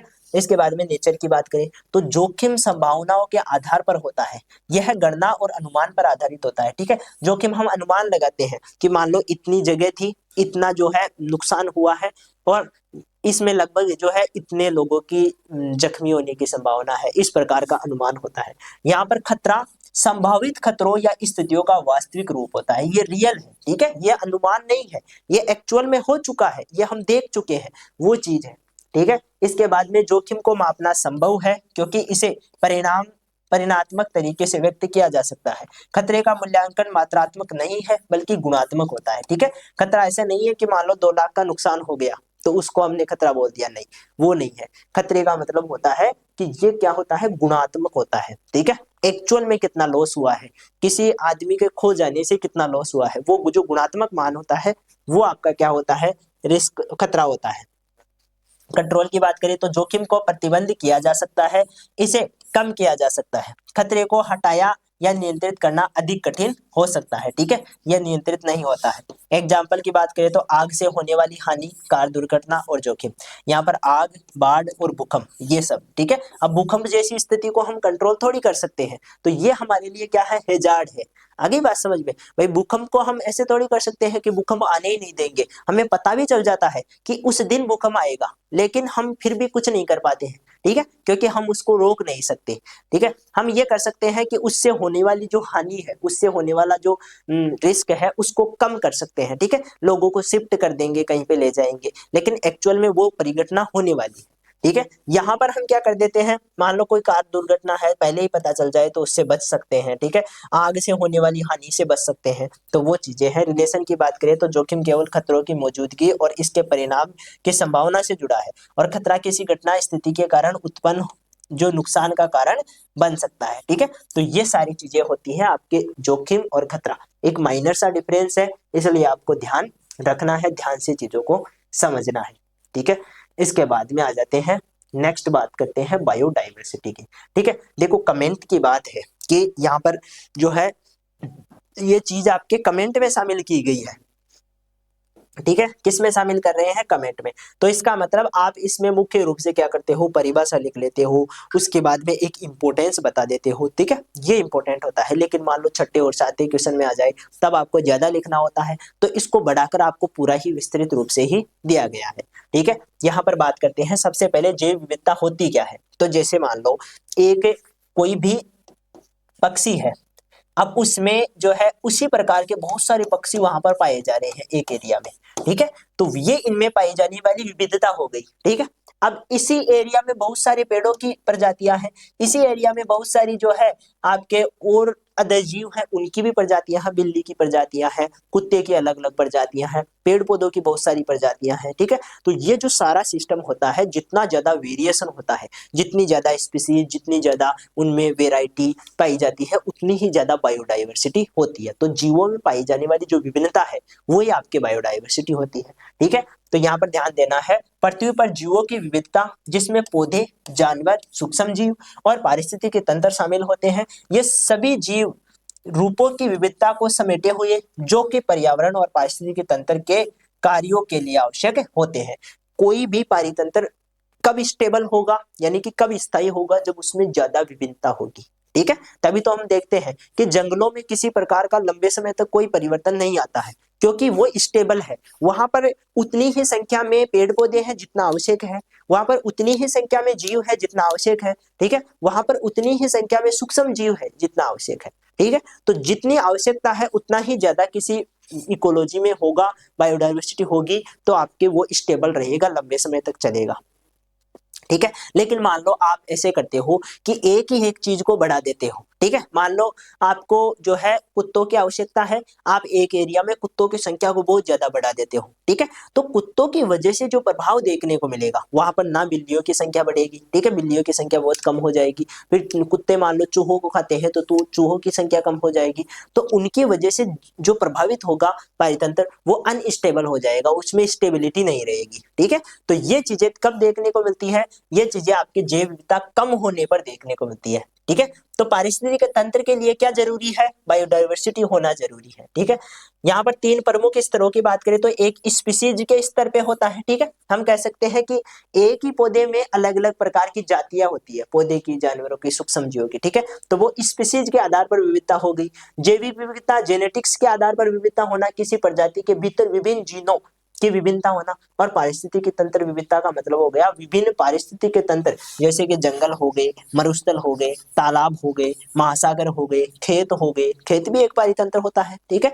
खेत में फसल होती है, फसल को खाने वाली कीड़े होते हैं, कीड़ों को खाने वाली जो आपके ये होते हैं, हम कहते हैं कि पक्षी होते हैं, पक्षियों को खाने वाले बड़े जो सांप होते हैं वो होते हैं। तो ये सारी चीजें वहां पर ये उस इकोसिस्टम को बताने का काम करती है, ठीक है। तो ये अलग अलग प्रकार के होते हैं। बात करते हैं बायोडाइवर्सिटी का इंपॉर्टेंस क्यों जरूरी है, ठीक है। तो बायोडाइवर्सिटी आपके पर्यावरण पारिस्थितिकी तंत्र संतुलन बनाए रखना, जैव विविधता पारिस्थितिकी तंत्र के कार्यों को क्या करती है, बनाए रखने में मदद करती है। जैसे कि जलवायु नियंत्रण हो गया, वायु शुद्धिकरण हो गया, मिट्टी की उर्वरता हो गई, पुनः चक्रण हो गया, ठीक है। ये सारे काम कब होते हैं, जब जैव विविधता ज्यादा होती है, ठीक है। स्वास्थ्य के लिए जरूरी होते हैं। जैव विविधता संरक्षण मनुष्य के औषधि, खाद्य पदार्थ और औद्योगिक उत्पादों से मिलकर मिलते हैं, ठीक है। भाई मान लो यदि वेरिएशन नहीं होगा तो कई प्रकार की जो चीजें हैं जो हमारे लिए आवश्यक है, ठीक है, वो कम पड़ जाएगी, ठीक है। हम दिन में या मान लो कितनी कितनी चीजों का यूज करते हैं, ठीक है। हम बहुत सारी चीजों को दवाइयों के रूप में इस्तेमाल करते हैं, बहुत सारी चीजें हैं जिनको हम और अदर जो काम है उनमें इस्तेमाल करते हैं, ठीक है। कई चीजों को सुविधा के तौर पे इस्तेमाल करते हैं, तो वो उन चीजों की कमी होगी, यदि बायोडाइवर्सिटी कम होगी तो उन चीजों की भी स्वाभाविक सी बात है कि कमी होने वाली है, ठीक है। तो वो चीज देखने को मिलती है। आर्थिक महत्व की बात करें तो कृषि में, वनस्पति में, मछली पालन जैसे उद्योगों में विविधता पर निर्भर करेगा। सांस्कृतिक महत्व की बात करें तो जैव विविधता मानव सभ्यता की सांस्कृतिक धरोहर और पारंपरिक ज्ञान का हिस्सा होती है, ठीक है। तो ये इसके 4 इंपॉर्टेंस है, इनको भी आपको ध्यान रखना है। इसके बाद में बात करते हैं पर्यावरण अध्ययन क्षेत्र और महत्व। देखो, पर्यावरण स्टडीज का इंपॉर्टेंस क्यों होता है। जब हम पर्यावरण को समझेंगे तभी तो उसको जो है बचाने की सोचेंगे, ठीक है। मान लो हम किसी चीज के बारे में जानते ही नहीं है तो उसके बाद उससे होने वाले प्रभाव और उससे होने वाले जो नुकसान है, ठीक है, फायदा और हानि दोनों की बात कर रहे हैं, दोनों का ही पता नहीं है हमें, तो हम उसके बारे में जो है कभी भी अनुमान नहीं लगा सकते, ठीक है। जब हमें किसी चीज का इंपॉर्टेंस पता होता है तभी हम उसके बारे में जानने की कोशिश करते हैं, ठीक है। तो हमें ये पता है कि पर्यावरण हमारे लिए जरूरी है, इसलिए उसको जानना भी हमारा जरूरी है, ठीक है। जब तक हम उसको जानेंगे नहीं तब तक हम उसको बचा नहीं पाएंगे, ठीक है। इसलिए इसका स्टडी करना जरूरी है। पर्यावरण अध्ययन एक अंतरिम विषयक क्षेत्र है जो पर्यावरण से संबंधित समस्याओं का विश्लेषण करता है, उनके समाधान का मार्ग सुझाता है। इसमें पारिस्थितिकी, जैव विविधता, जलवायु प्रदूषण वो परिवर्तन, प्रदूषण, प्राकृतिक संसाधनों के संरक्षण जैसी प्रमुख समस्याएं शामिल होती है। क्षेत्र में फैलाव की बात करें तो प्रदूषण नियंत्रण। देखो, एक तो हम पर्यावरण को जानकर प्रदूषण नियंत्रण कर सकते हैं, संसाधनों का प्रबंधन कर सकते हैं, क्योंकि आजकल हम बहुत ज्यादा यूज कर रहे हैं जल का, भूमि का, वन का, खनिजों का, सबका, ठीक है। जलवायु परिवर्तन को हम रोक सकते हैं, ठीक है। इसके अलावा संवेदनशील पारिस्थितिकी तंत्र को हम क्या कर सकते हैं, मजबूत कर सकते हैं। इसके अलावा कृषि और प्रदूषण दोनों एक साथ काम में ले सकते हैं। मान लो प्रदूषण को कम करना हो, कृषि को बढ़ाना हो, तो ये कब कर सकते हैं, जब पर्यावरण को जान पाएंगे तब कर सकते हैं, ठीक है। इंपॉर्टेंस की बात कर लेते हैं। सतत विकास के लिए जरूरी है। यदि आप अपना विकास चाहते हो तो पर्यावरण को समझो, उसको बचाओ, तभी आपका विकास होगा। प्राकृतिक संसाधनों का सही संरक्षण करना चाहते हो तो उनको समझने की कोशिश करो, वो कैसे बन रहे हैं, कैसे आ रहे हैं, सारी चीजें देखने का प्रयास करेंगे। मानव जीवन में सुधार के लिए पर्यावरण को समझना जरूरी है और प्राकृतिक आपदाओं का सामना करने के लिए भी पर्यावरण को समझना जरूरी होता है, ठीक है। क्योंकि कुछ आपदाएं ऐसी होती है जिनको हम यदि जान पाए, ठीक है, जिनको यदि हम जान पाए तो हम उनसे बच सकते हैं, ठीक है। जैसे आपका भूकंप है, अब भूकंप के लिए हम ये कहते हैं कि मान लो भूकंप आ गया, उस टाइम पे हम घर पे के अंदर रहेंगे तो उसकी वजह से घर गिर सकता है, हमें नुकसान हो सकता है। यदि हम ये जान पाए कि भूकंप क्या होता है, कैसे आता है, तो हम बाहर आ जाएंगे, घर से बाहर रहेंगे तो हम सुरक्षित रहेंगे, ठीक है। तो ये चीजें कब पता चलती है, जब हम एनवायरनमेंट की स्टडी करते हैं, उसको जो है पहचानते हैं, उसके बाद में हम सुझाव की बात करते हैं। तो उसके लिए भी क्या होता है, आपके जरूरी होता है। अब बात करते हैं ग्लोबल वार्मिंग की, ठीक है। ग्लोबल वार्मिंग आजकल का जो है एक तरह का हम कह सकते हैं वैश्विक मुद्दा है, हर कोई इसका इस्तेमाल करता है। ग्लोबल वार्मिंग बढ़ रही है, ठीक है, बढ़ रही है, बढ़ रही है, यही कह रहे हैं, ठीक है। पिछले जो है 10-20 साल से हम यही कहते आ रहे हैं कि ग्लोबल वार्मिंग की वजह से ये हो रहा है, ये हो रहा है, ठीक है। तो इसको हम समझ लेते हैं एक बार। देखो होता क्या है, आपकी ये मान लो ये पृथ्वी है, ठीक है, ये पृथ्वी है। अब इस पृथ्वी पर आपके जो है 7 महाद्वीप है, ठीक है, जिन पर इंसान रह रहे हैं, बाकी एरिया में पानी है, ठीक है। महाद्वीप क्या होते हैं, ऐसी स्थल वाली जगह जो चारों ओर से पानी से घिरी हुई है, ठीक है। ऐसी स्थल वाली जगह जो चारों ओर से पानी से घिरी हुई रहती है उसको हम महाद्वीप बोलते हैं, ठीक है। अब महाद्वीप के आपको क्या देखने को मिलेगा कि महाद्वीप 7 है और इन महाद्वीप में से भी 5 पर नॉर्मली लोग बहुत ज्यादा रहते हैं। जो दोनों ध्रुव पे है, आपके अंटार्कटिका है, ये इस अंटार्कटिका पे कमी है लोग, क्योंकि यहाँ पर बर्फ बहुत ज्यादा है, ठीक है। अंटार्कटिका में क्या जमी हुई है, बर्फ जमी हुई है। अब इस पृथ्वी पर क्या होती है, ऊपर से किरणें आती है, ठीक है। किरणें आकर यहाँ से टकराकर वापस जाती है, सूर्य की किरणें। लेकिन इस एरिया के चारों ओर अधिक गैसें होने के कारण, अब हमारी पृथ्वी के चारों ओर बहुत सारी गैसें हैं, CO2 है, आपके ऑक्सीजन है, नाइट्रोजन है, ठीक है। अब ये जो गैसें हैं, जैसे कि आपकी CO2 हो गई, जैसे कि आपका मेथेन हो गया, जैसे कि आपका नाइट्रस ऑक्साइड हो गया, ठीक है। ये जो गैसें होती है दोस्तों, ये क्या करती है, ये इन किरणों को एब्जॉर्ब कर लेती है, ठीक है। इन किरणों को क्या कर लेती है, अपने में एब्जॉर्ब कर लेती है, इनको अवशोषित कर लेती है और ये गैसें गर्म हो जाती है, खुद क्या हो जाती है, गर्म हो जाती है। इसकी वजह से इस एनवायरनमेंट का जो आसपास का जो आपका टेम्परेचर है, वो बढ़ जाएगा। ठीक है, तो पृथ्वी का औसत टेम्परेचर बढ़ चुका है। अब इसकी वजह से क्या होता है, अधिक टेम्परेचर हो जाने की वजह से जो ये आपके दोनों किनारों पर जो जमे हुई बर्फ है ये पिघलना स्टार्ट हो रही है। ठीक है, ये पिघलना स्टार्ट हो रही है और ये इतनी ज्यादा है, ये बर्फ इतनी ज्यादा है कि यदि पूरी बर्फ पिघल जाए तो हमारे ये सारे महाद्वीप क्या हो जाए, चारों ओर से पानी से डूब जाए, पृथ्वी पे पानी ही नजर आए, महाद्वीप तो नजर आएंगे ही नहीं, ऐसी स्थिति हो जाएगी। ठीक है, तो उस स्थिति से बचने के लिए हम क्या करना है, हमें ग्लोबल वार्मिंग, इस चीज को हम ग्लोबल वार्मिंग कहते हैं। पूरा संसार गर्म हो रहा है, इसका मतलब ग्लोबल, ग्लोबल का मतलब पूरा वर्ल्ड, और वार्मिंग यानी गर्म हो जाना, तो पूरे संसार का ही गर्म होना क्या कहलाता है, ग्लोबल वार्मिंग कहलाता है। ठीक है, अब देखो यहां पर ध्यान दो, समझने की कोशिश करो। वैश्विक तापन पृथ्वी के औसत तापमान में वृद्धि को कहा जाता है, जो कि मुख्यतः मानव गतिविधियों के कारण होता है, जैसे कि आपकी ग्रीन हाउस गैसेस, CO2 हो गई, मीथेन हो गई, नाइट्रस ऑक्साइड हो गया। ठीक है, इनका उत्सर्जन होता है, ये गैसें वायुमंडल में रुककर पृथ्वी की सतह से बाहर जाने वाली गर्मी को पकड़ लेती है, जिससे कि तापमान में क्या हो जाती है, वृद्धि हो जाती है। ठीक है, ये एक दीर्घकालिक प्रक्रिया है, ऐसा नहीं है कि 2 दिन हमने जो है प्रदूषण कर दिया इसकी वजह से ऐसा हो गया, ऐसा नहीं है, एक लंबे टाइम से प्रदूषण होता आ रहा है। हम कहते हैं कि पहले इंग्लैंड में औद्योगिक क्रांति आई, रूस में औद्योगिक क्रांति आई। ठीक है, औद्योगिक क्रांति का मतलब उद्योगों का आना, उद्योगों का प्रवेश करना, तो इन देशों ने बहुत ज्यादा कार्बन डाइऑक्साइड प्रोड्यूस की है। ये आज तो ज्ञान बांटते फिरते हैं कि ग्लोबल वार्मिंग नहीं करनी है, ठीक है, ऐसा नहीं करना है ऐसा, लेकिन ये पहले ही कर चुके हैं, ये विकसित हो चुके हैं। क्यों विकसित हुए हैं, क्योंकि अधिकतर इन्होंने प्रदूषण कर दिया है, वहां पर इनके जो जंगल थे उन्होंने इनको काट दिया है, जंगलों को काट दिया है। अभी ये ज्ञान बांटते हैं कि आप जंगल मत काटो। ठीक है, लेकिन हमारे जो विकसित देश अभी विकसित हो रहे हैं, ठीक है, जैसे हमारा देश है, तो हमें विकसित होने के लिए औद्योगिक क्रांति लाना जरूरी है। ज्यादा उद्योग से चीजें जो है, जितनी ज्यादा औद्योगिक होंगी चीजें उतना ही ज्यादा बाहर से रेवेन्यू आएगा, पैसा आएगा। ठीक है, तभी तो हम विकसित हो पाएंगे। तो वो चीज है, उस चीज का आज ये विरोध करते हैं, लेकिन ये पहले ही कर चुके हैं। तो अधिकतर जो CO2 निकलती है, गैसेज निकलती है, वो आपके विकसित देशों से निकल चुकी है पहले। ठीक है, तो वो चीजें हैं ये बढ़ाने का काम करती हैं। तो दीर्घकालीन प्रक्रिया है जो हजारों सालों से चलती आ रही है, जलवायु परिवर्तन का कारण बनती है, और इसी की वजह से जो है एनवायरमेंट चेंज होता है। इसके क्यूज का कारणों की बात करें तो कार्बन डाइऑक्साइड, मेथेन ऑक्साइड, ये सारे इसमें शामिल होते हैं। ठीक है, इसके बाद में वनों की कटाई करना, औद्योगिकरण लाना, कृषि गतिविधियां होना, इन सब में जो है आपके यही कारण होता है। इम्पैक्ट की बात करें तो जैसे जैसे टेम्परेचर बढ़ेगा तो जलवायु में परिवर्तन होगा। जहां पर कम बारिश होती है वहां पर ज्यादा बारिश हो जाएगी, जहां पर कम ज्यादा बारिश हो रही थी वहां पर कम हो जाएगी, ऐसे उल्टा सुल्टा सिस्टम चलेगा, अधिक सूखा पड़ेगा, अधिक बारिश होगी।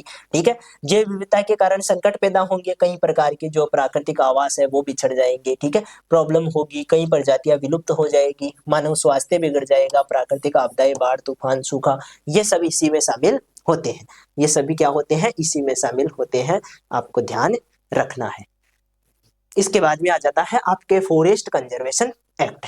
ठीक है, वन संरक्षण अधिनियम 1980। अब देखो अधिनियम में आपके एक तो वाइल्ड लाइफ प्रोटेक्शन एक्ट है, एक वाटर एक्ट है, एक एयर एक्ट है, एक फॉरेस्ट एक्ट है, इसके अलावा एनवायरमेंट एक्ट है। तो एक्ट में से कोई सा भी एक्ट आ सकता है, कोई सा भी जो कानून है आपके आ सकता है, लेकिन हम इम्पोर्टेंटली फॉरेस्ट को ज्यादा इंपॉर्टेंस देते हैं, इसलिए यहाँ पर डिस्कस कर रहे हैं। ठीक है, फॉरेस्ट कंजर्वेशन एक्ट क्या कहता है, तो भारत सरकार द्वारा 1980 में पारित हुई एक अत्यंत महत्वपूर्ण अधिनियम है, जिसका मुख्य उद्देश्य भारतीय वनों का संरक्षण करना है। यह अधिनियम न केवल वनों का कटाव को नियंत्रित करने के लिए बनाया गया, बल्कि यह प्राकृतिक संसाधनों के संरक्षण के लिए भी महत्वपूर्ण भूमिका निभाता है। ठीक है, यह कानून पर्यावरण संरक्षण के लिए एक महत्वपूर्ण कदम है। इसके अलावा यह भूमि के उपयोग के लिए केंद्र राज्य सरकार के बीच उचित अनुमति का प्रावधान है। ठीक है, ऐसा नहीं है कि हमारी मनमर्जी हुई, जाकर हमने क्या जो वन है उनको काट दिया और खेती करने लगे, ऐसा नहीं होता है।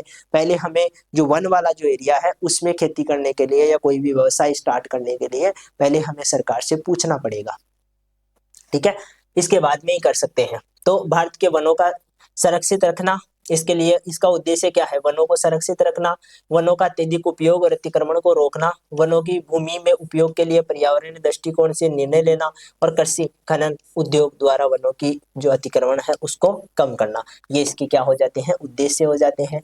यहाँ पर और ध्यान देना है तो फॉरेस्ट लैंड जो डाइवर्जन है, वन भूमि का जो परिवर्तन है, ठीक है, हम क्या करते हैं, फॉरेस्ट को किस में चेंज कर रहे हैं, मुख्य रूप से जो कार्य है हमारे, चाहे सड़क निर्माण हो, औद्योगिक परियोजनाएं हो, सड़क निर्माण हो, खनन कार्य हो, इनके लिए इनका उपयोग कर रहे हैं, ठीक है, तो इसको कम करना। इसके अलावा अतिक्रमण पर नियंत्रण करना, लोगों का जो है, लोग क्या हो रहे हैं, अभी जो है मुख्य रूप से शहरों में, जिनमें लोग समा नहीं रहे हैं, ठीक है, तो ये क्या कर लेते हैं, अवैध कब्जा कर लेते हैं, अतिक्रमण कर लेते हैं। मान लो सरकार की कोई भूमि पड़ी है, ठीक है, कोई जंगल पड़ा है, उस जंगल में थोड़ा सा जो है अपना खेत बना लेंगे, वहीं पे रहने लग जाएंगे, कुछ दिनों के बाद में वहां पर जो है, वही हम तो 10 साल से यहाँ रह रहे हैं, 20 साल से यहाँ रह रहे हैं, तो उसको कब्जा बोलते हैं। वहां रहकर वो जो है अपना काम स्टार्ट कर देते हैं। तो इस प्रकार से जो है आपके जंगलों की कटाई होती है। इसके बाद में बात करते हैं, आपके सजा का प्रावधान भी इसमें दिया गया है, ठीक है, पनिशमेंट भी किया जाता है, ठीक है, तो इसके लिए यदि किसी प्रकार का कोई अतिक्रमण पाया जाता है या गलत उपयोग होता है, तो उसको क्या मिलती है, दंड मिलता है, साथ में उसको जो है जुर्माना भी लगता है। क्या लगता है, जुर्माना भी देना पड़ता है। तो ये सारी चीजें आपके फॉरेस्ट एक्ट में ही शामिल होती है, ठीक है।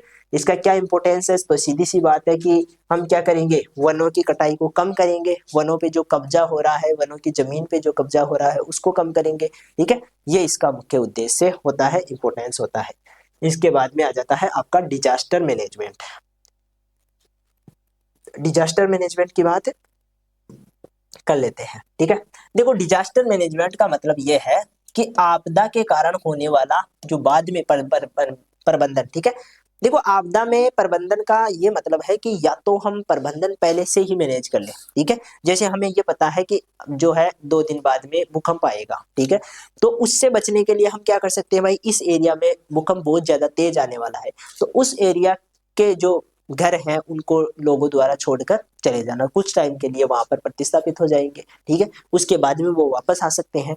इस प्रकार के जो मैनेजमेंट है वो, और इसके अलावा अचानक कोई आपदा आ जाए उसके बाद में जो जितने भी मैनेजमेंट किए जाते हैं, ठीक है, राहत कार्य पहुंचाना, इसके अलावा घरों का निर्माण करना, वो सारे किस में आते हैं, डिजास्टर मैनेजमेंट में ही आते हैं, ठीक है। तो वह प्रक्रिया जिसमें किसी आपदा के प्रभावों को कम करना, पहले तो क्या कर सकते हैं, प्रभाव को कम कर सकते हैं, राहत कार्यों को संबंधित कर सकते हैं, पुनर्निर्माण के प्रभावी रणनीतियों का निर्माण किया जा सकता है। इसका उद्देश्य आपदा के प्रभावों को न्यूनतम करना, मानव जीवन को बचाना, ठीक है, आपदाओं के लिए तैयार रहने के साथ साथ बाद में पुनर्वास और बहाली के प्रयास में इसमें शामिल होते हैं। तो सारी चीजें ही हैं, जो कोई भी आपदा आएगी उससे पहले क्या क्या काम करने हैं, आपदा के बाद में क्या क्या काम करने हैं, लोगों को कैसे पहुंचाना है, ठीक है, लोगों को वापस से उनके घरों में कैसे शिफ्ट करना है, ये सारे काम किस में आते हैं, डिजास्टर मैनेजमेंट में ही आते हैं, ठीक है। अब डिजास्टर मैनेजमेंट के चरण है अलग अलग, कैसे करते हैं, तो प्री डिजास्टर फेज, इसमें क्या करते हैं, पहले वो काम करना, डिजास्टर आने से पहले ही कुछ काम किए जाते हैं, तो वो आपके प्री डिजास्टर फेज में आ जाएंगे।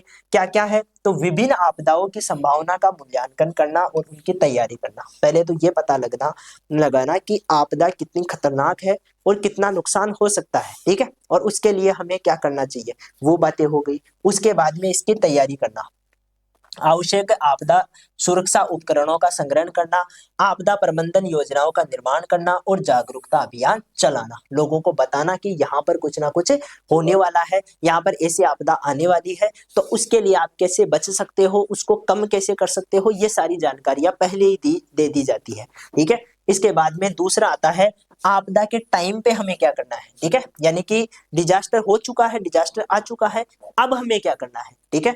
तो यहाँ पर ध्यान देना है कि आपदा के दौरान प्रभावित लोगों की त्वरित सहायता और बचाव कार्य करना, इसके अलावा भोजन, पानी, चिकित्सा सेवाएं और अस्थायी आवास की आपूर्ति कराना, ठीक है, यानी कि लोगों के लिए भोजन की अवेलेबिलिटी करना, पानी पहुंचाना, चिकित्सा सेवाएं, यानी कि जो कोई भी मान लो टूट फूट हो गई है, ठीक है, तो उनको जो है प्रारंभिक सहायता देना।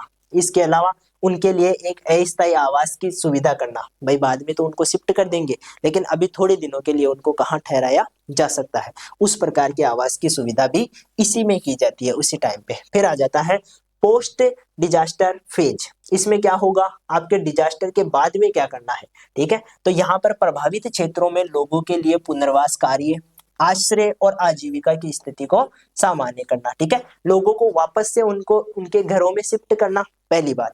दूसरी बात, उनके लिए आश्रय और आजीविका की स्थिति का सामान्य करना। ठीक है, आजीविका का मतलब उनकी मान लो कोई नौकरी का खतरा है या किसी प्रकार की कोई सुविधा नहीं हो पा रही है, ठीक है, तो उनके लिए वो सुविधा भी करना, काम की सुविधा करना, ताकि वो पैसे कमा सके और अपने जीवन को सामान्य कर सके, उसके लिए व्यवस्था करना।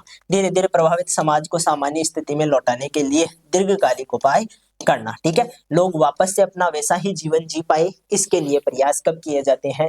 डिजास्टर के बाद में किए जाते हैं। ठीक है, तो ये सारी चीजें आपके तीनों फेज में होती है, प्री डिजास्टर, ड्यूरिंग डिजास्टर और पोस्ट डिजास्टर। ठीक है, मैनेजमेंट के में जो है इंपॉर्टेंस की बात करें तो आपदा प्रबंधन के माध्यम से हम नुकसान को कम कर सकते हैं, प्रभावित लोगों की क्या कर सकते हैं? मदद कर सकते हैं। यह राष्ट्रीय सुरक्षा, नागरिकों की सुरक्षा को सुनिश्चित करता है और आपदाओं के पूर्वानुमान, बचाव और पुनर्निर्माण के लिए सही दिशा प्रदान करता है। यह आपके सारी चीजें किस में आती है?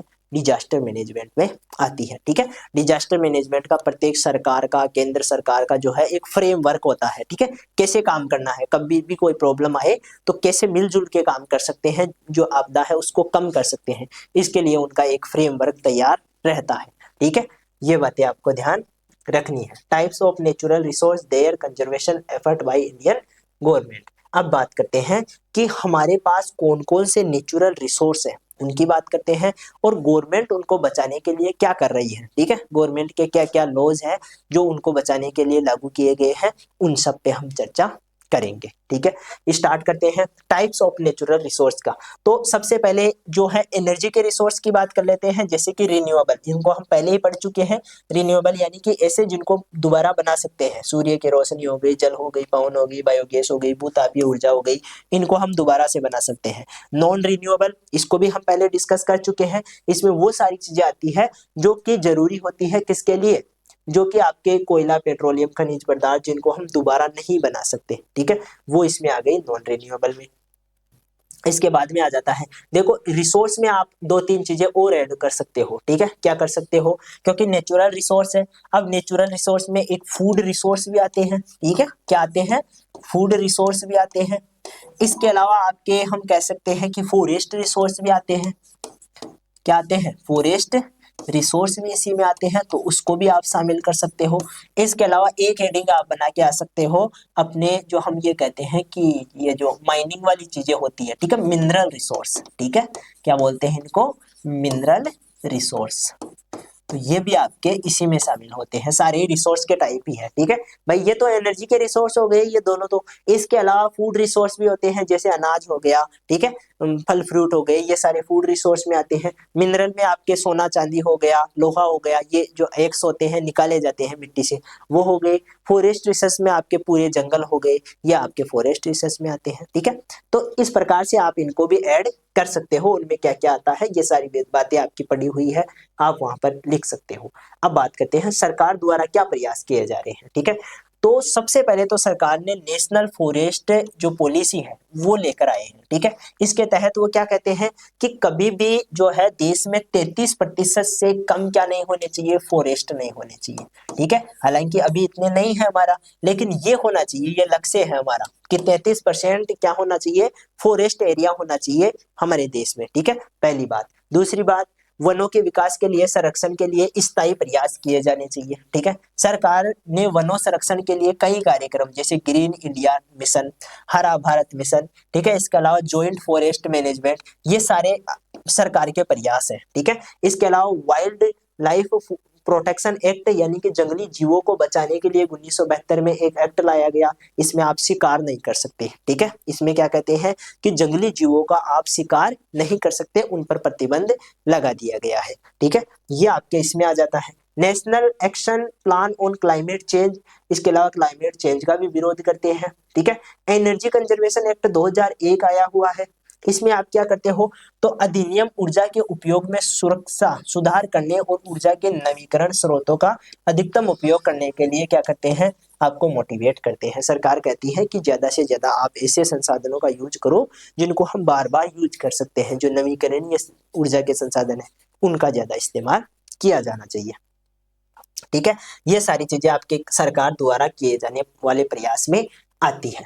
इसके बाद में आ जाता है पर्यावरण। तो पर्यावरण पोल्यूशन में आपको ज्यादा जो है क्योंकि सारी चीजें हमारी देखी हुई होती है, नॉर्मल चीजें होती है, ठीक है, तो इनको हम एक बार डिस्कस कर लेते हैं। पर्यावरण पोल्यूशन होता क्या है, सिंपल सी बात है कि यदि पर्यावरण में बिल्कुल ऊपर नीचे उनका जो संतुलन है वो बिगड़ता है, मान लो वायु प्रदूषण है तो गैस से क्या हो जाएगी, उनकी सांद्रता या तो बढ़ेगी या घटेगी, तो सांद्रता में परिवर्तन होगा, वो पर्यावरण प्रदूषण है।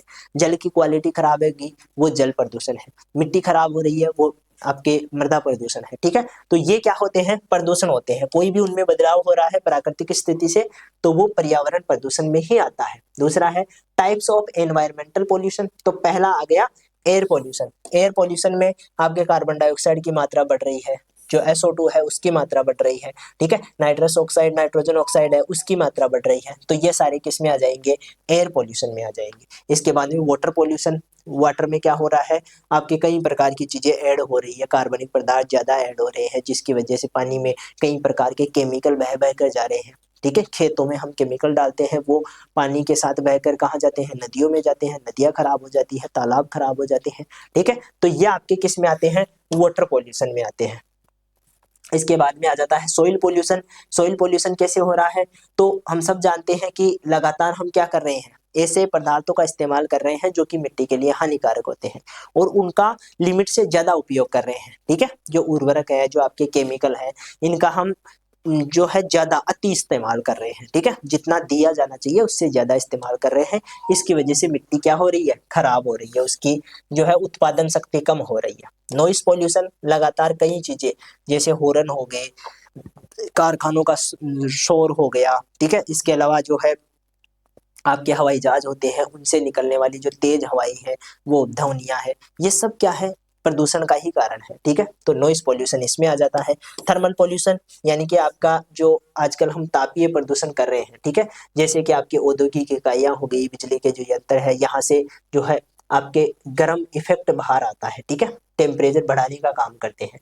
पोल्यूशन को मैनेज कैसे कर सकते हैं, तो गवर्नमेंट रेगुलेशन के द्वारा। गवर्नमेंट कई प्रकार के नियम बनाती है कि ये पोल्यूशन नहीं होना चाहिए, ये नहीं होना चाहिए। ठीक है, ये सारे इसमें एनवायरमेंट प्रोटेक्शन एक्ट 1986 के तहत आपको प्रदूषण को कम करना है, ये क्या है, गवर्नमेंट के नियम है। टेक्नोलॉजिकल एडवांस के द्वारा कर सकते हैं, वो वेस्ट मैनेजमेंट के द्वारा, क्योंकि आजकल हर चीज का वेस्ट बढ़ता जा रहा है। ठीक है, प्लास्टिक वेस्ट हो गया, इसके अलावा इलेक्ट्रॉनिक वेस्ट हो गया। ठीक है, ये चीजें क्या हो रही है, ये जो है वेस्ट हमारा कंट्रोल हो ही नहीं रहा है। ठीक है, तो उस चीज के लिए भी प्रॉब्लम आ रही है।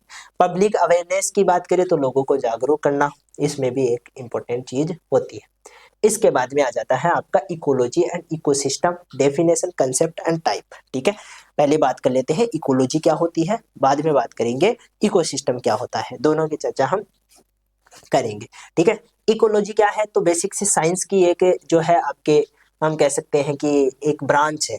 ठीक है, क्या है, ब्रांच है। पारिस्थितिकी जीवन के सभी रूपों, उनके पर्यावरण के बीच संबंधों का अध्ययन है। ठीक है, यानी कि जो भौतिक कारक है और जीवन के सभी रूपों का मतलब जितने भी जीव इस पृथ्वी पे पाए जा रहे हैं, उन सभी का अपने पर्यावरण के साथ जो संबंध है उसको बताने का काम कौन करती है, इकोलॉजी करती है। ठीक है, यह अध्ययन करता है कि कैसे जीव, उनके पर्यावरणीय घटकों के बीच संबंध होते हैं। पारिस्थितिकी तंत्र का उद्देश्य जैविक समुदाय के कार्य, उनके प्रभाव और पारिस्थितिकी तंत्र को बनाए रखने के तरीकों पर साझा को समझना है। ठीक है, ये इसका मुख्य उद्देश्य है। इकोसिस्टम की बात करें तो इकोसिस्टम क्या कहता है, तो पारिस्थितिकी तंत्र विभिन्न जैविक और अजैविक घटक, ध्यान देना है यहाँ पर, जैविक और अजैविक घटकों का समूह होता है जो कि आपस में मिलकर एक निश्चित कार्य को पूरा करते हैं। उसमें जीव, जो जैविक घटक है, उनके पर्यावरणीय कारक अजैविक घटक शामिल होते हैं। ठीक है, तो जैविक घटक और अजैविक घटक एक जो है आपका इम्पोर्टेंट जो कार्य होता है उसको पूरा करने का काम करते हैं, ये आपका इकोसिस्टम का पार्ट होते हैं। पारिस्थितिक तंत्र के घटकों की बात करें तो दो प्रकार के होते हैं। एक तो बायोटिक होते हैं, बायोटिक में सभी जीव आ जाएंगे, प्राणी, पौधे, सूक्ष्म जीव, अन्य जीव। ठीक है, सारे। एबायोटिक में जल, वायु, प्रकाश, ताप, ये सारे इसमें आ जाएंगे। ठीक है, ह्यूमिडिटी हो गई, सारी चीजें एबायोटिक में आ जाएगी। तो इन दोनों के मध्य जो संबंध होता है उसी को हम इकोसिस्टम और इकोलॉजी कहते हैं। टाइप्स ऑफ इकोसिस्टम की बात करें, एक बात और बता देता हूं आपको, ये जो इकोसिस्टम है ये आपके शब्द एजिटेंसले ने दिया था। ठीक है, किन्होंने दिया था, टेंस लेने ये शब्द दिया था, ध्यान रख लेना, इसका पूछ भी लेते हैं, ठीक है। तो ये ध्यान रखना। पारिस्थितिक तंत्र के प्रकार की बात करें तो प्रकार में सबसे पहले देखने को मिलेगा आपको टेरेस्ट्रियल इकोसिस्टम, जो स्थलीय पारिस्थितिक तंत्र है उनकी बात कर लेते हैं। क्योंकि जहां पर पाया जा रहा है, जो जीवन जहां पर पाया जा रहा है जैसा होता है उसके आधार पर इसको बांटा गया है, ठीक है। जैसे कि हम ये कहते हैं कि मान लो एक एरिया है, ठीक है, फॉरेस्ट एरिया है, इसमें बहुत सारे जीव रह रहे हैं, ठीक है। तो ये आपका क्या हो गया, क्योंकि स्थल पे रह रहे हैं तो टेरेस्ट्रियल हो गया। इसके अलावा एक पानी का इलाका है, ठीक है, समुद्र है, समुद्र में बहुत सारे जीव पाए जा रहे हैं, ठीक है। तो ये समुद्री आपका क्या हो गया, इकोसिस्टम हो गया, ठीक है। तो जो जहां पे पाया जाता है उसके आधार पर ही उस इकोसिस्टम को हम डिवाइड कर देते हैं। इस तरह पारिस्थितिक तंत्र वे पारिस्थितिकी तंत्र होते हैं जो कि भूमि पर आधारित होते हैं। इन तंत्रों में विभिन्न प्रकार के पारिस्थितिक तंत्र पाए जाते हैं जिनमें प्रत्येक का विशिष्ट वातावरण और जैविक समुदाय होता है। अब देखो भूमि पर भी अलग अलग चीजें होती है, ठीक है।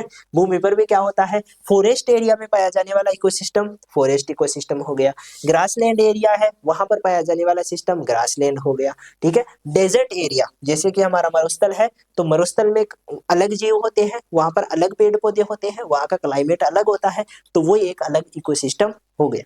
इसके बाद में माउंटेन यानी कि जो पहाड़ है, पहाड़ों पर रहने वाले जीव अलग होते हैं, ठीक है, उनमें पेड़ पौधे भी की प्रजातियां भी अलग होती हैं, तो वहां पर पाए जाने वाले जीवों का अलग प्रकार इकोसिस्टम हो गया। फिर आ जाता है एक्वेटिक इकोसिस्टम, ठीक है, यानी कि एक तो स्थलीय है, स्थलीय में हमने किस किस की बात की, फॉरेस्ट की बात की, डेजर्ट की बात की, ग्रासलैंड की बात की, ठीक है, ये किस में हो गए, आपके स्थल में हो गए। दूसरा है एक्वेटिक यानी कि पानी वाले। अब पानी में कौन कौन से हैं, तो जलीय पारितंत्र के वे पारिस्थितिक तंत्र होते हैं जो कि पानी में होते हैं, ठीक है। ये तंत्र जल के माध्यम से जैविक घटकों के बीच कार्य करते हैं। इनके मुख्य रूप से दो भागों में बांटा जा सकता है, एक तो मरीन इकोसिस्टम यानी कि समुद्री इकोसिस्टम हो गए, एक फ्रेश वाटर इकोसिस्टम यानी कि जैसे आपका मीठा पानी का तालाब हो गया, ठीक है, ये अलग चीज होती है। तो समुद्रों में रहने वाले जीवों का अलग व्यवहार होता है, वहां पर अलग जीव पाए जाते हैं, ठीक है। और जो फ्रेश वाटर होता है जैसे नदियां हो गई, ठीक है, इसके अलावा कोई तालाब हो गया, झील हो गई, जो कि अच्छा फ्रेश मीठा पानी है, तो उसमें रहने वाले जीवों की जो है अलग स्थिति होती है। तो इन दोनों को भी हम दो भागों में बांट लेते हैं, मेरीन वाले और दूसरे क्या हो जाते हैं आपके फ्रेश वाटर वाले, ठीक है। ये आपके इकोसिस्टम के पार्ट हो जाते हैं। इसके बाद में इकोसिस्टम की अवधारणाएं, तो जैवमंडल, एक तो इकोसिस्टम में क्या होता है, जैवमंडल, ये पृथ्वी का वह क्षेत्र है जहां जीवन मौजूद होता है, जैसे कि जल हो गया, भूमि हो गया, वायुमंडल हो गया, सब में जीव होते हैं। इसके बाद में फूड चेन को हमने देखा था, एनर्जी फ्लो को बता देता हूं मैं क्या होता है। ये एक दिशा में चलता है, एक दिशा में मतलब उत्पादक से स्टार्ट होगा, ठीक है, उत्पादक से स्टार्ट होगा, इसके बाद में कंज्यूमर के पास, कंज्यूमर से दूसरे कंज्यूमर के पास, फिर प्रोड्यूसर के पास, वो आपके डीकम्पोजर के पास, ठीक है, लास्ट में कहाँ चला जाएगा, डीकम्पोजर के पास चला जाएगा। उसके बाद में ये जो है मिट्टी में मिल जाएगा, या इसकी जो ऊर्जा है उसका उपयोग पेड़ पौधे दोबारा से कर लेंगे, ठीक है। तो इसका मतलब ये जो ऊर्जा का जो फ्लो है वो एक दिशीय होता है, एक दिशा में चलता रहता है, ठीक है। और ऊर्जा आगे जैसे जैसे एक चरण से दूसरे चरण में जाती है, ऊर्जा का जो 90% पार्ट है वो वेस्ट हो जाता है, ठीक है, 10% ऊर्जा ही जाती है आगे। यहाँ मान लो 100% थी तो उसमें से 10% ही जाएगी, यहाँ 1% ही जाएगी, यहाँ 0.1% ही जाएगी, तो इतनी कम ऊर्जा जाती है एक उससे, एक वाला जो आपका ये सिस्टम है उससे अगले वाले चरण में जाने पर ऊर्जा कम हो जाती है, 90% ऊर्जा खत्म हो जाती है। किसमें खत्म होती है, तो सिंपल ये कहते हैं कि जो जीव है वो अपने बॉडी के निर्माण में या मान लो अपनी कार्य करने की जो चीजें हैं उनमें ऊर्जा को वेस्ट कर देता है। जैसे हम जो अधिकतर भोजन खाते हैं उसमें से थोड़ा बहुत ही हमारे शरीर के निर्माण में काम में आएगा, अधिकतर हमारी जो क्रियाएं हैं, ठीक है, मान लो मैं बोल रहा हूँ इसमें एनर्जी यूज हो रही है तो इसमें काम में आ जाएगा, ठीक है। इसके अलावा मैं कहीं पे जाऊंगा तो चलने में जो एनर्जी यूज होगी उसमें काम में आ जाएगा, मेरे दिमाग में मैं कुछ सोच रहा हूँ उसमें एनर्जी यूज में हो जाएगी, ठीक है। तो ये चीजें हैं, डिसीजन लेने में जो है अधिकतर दिमाग की 90% एनर्जी डिसीजन लेने में यूज हो जाती है, ठीक है। तो ये चीजें भी ध्यान रखना है आपको। अब बात करते हैं टाइप्स ऑफ इकोलॉजी। किसकी बात करते हैं, टाइप्स ऑफ इकोलॉजी। देखो पारिस्थितिकी इकोलॉजी वह अध्ययन है जो कि जीवों के उनके पर्यावरण के बीच के संबंधों का विश्लेषण करता है, ठीक है, दोनों चीजों के बारे में बताता है। अब देखो इसमें एक तो आपके जो है ओटेकोलॉजी होता है, क्योंकि आपकी इकोलॉजी के भी अलग अलग टाइप होते हैं, एक तो ओटेकोलॉजी एक जीव स्पीसीज और उसके पर्यावरण के बीच के रिश्तों का अध्ययन करवाता है। ठीक है, मान लो एक स्पीसीज है, जैसे ह्यूमन, इंसान हो गए। ठीक है, अब इंसान और इंसानों का जो पर्यावरण है उसके बीच में जो संबंध है उसका अध्ययन हम किस में करते हैं, आपके जो ओटेकोलॉजी है इसमें करते हैं। ठीक है, तो ये एक ही स्पीसीज की बात कर रहा है, एक ही जीव की बात कर रहा है।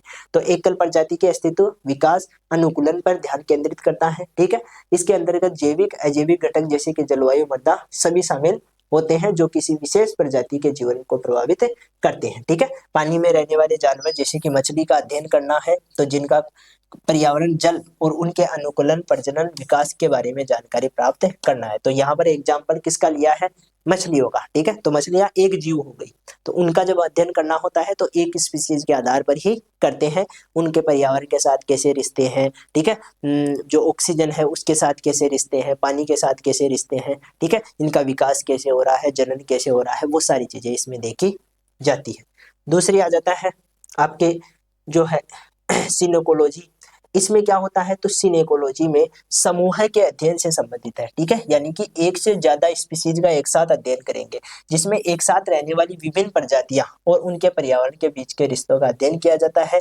यह पारिस्थितिकी का वह क्षेत्र है जहां पर समुदाय और पारिस्थितिकी तंत्र का अध्ययन किया जाता है। मान लो एक जंगल है, ठीक है, अब जंगल में जितनी भी स्पीसीज रहती है उनका और उनके पर्यावरण के बीच का संबंध का अध्ययन सिनकोलॉजी में करेंगे। ठीक है, ये चीजें आप ध्यान रखोगे।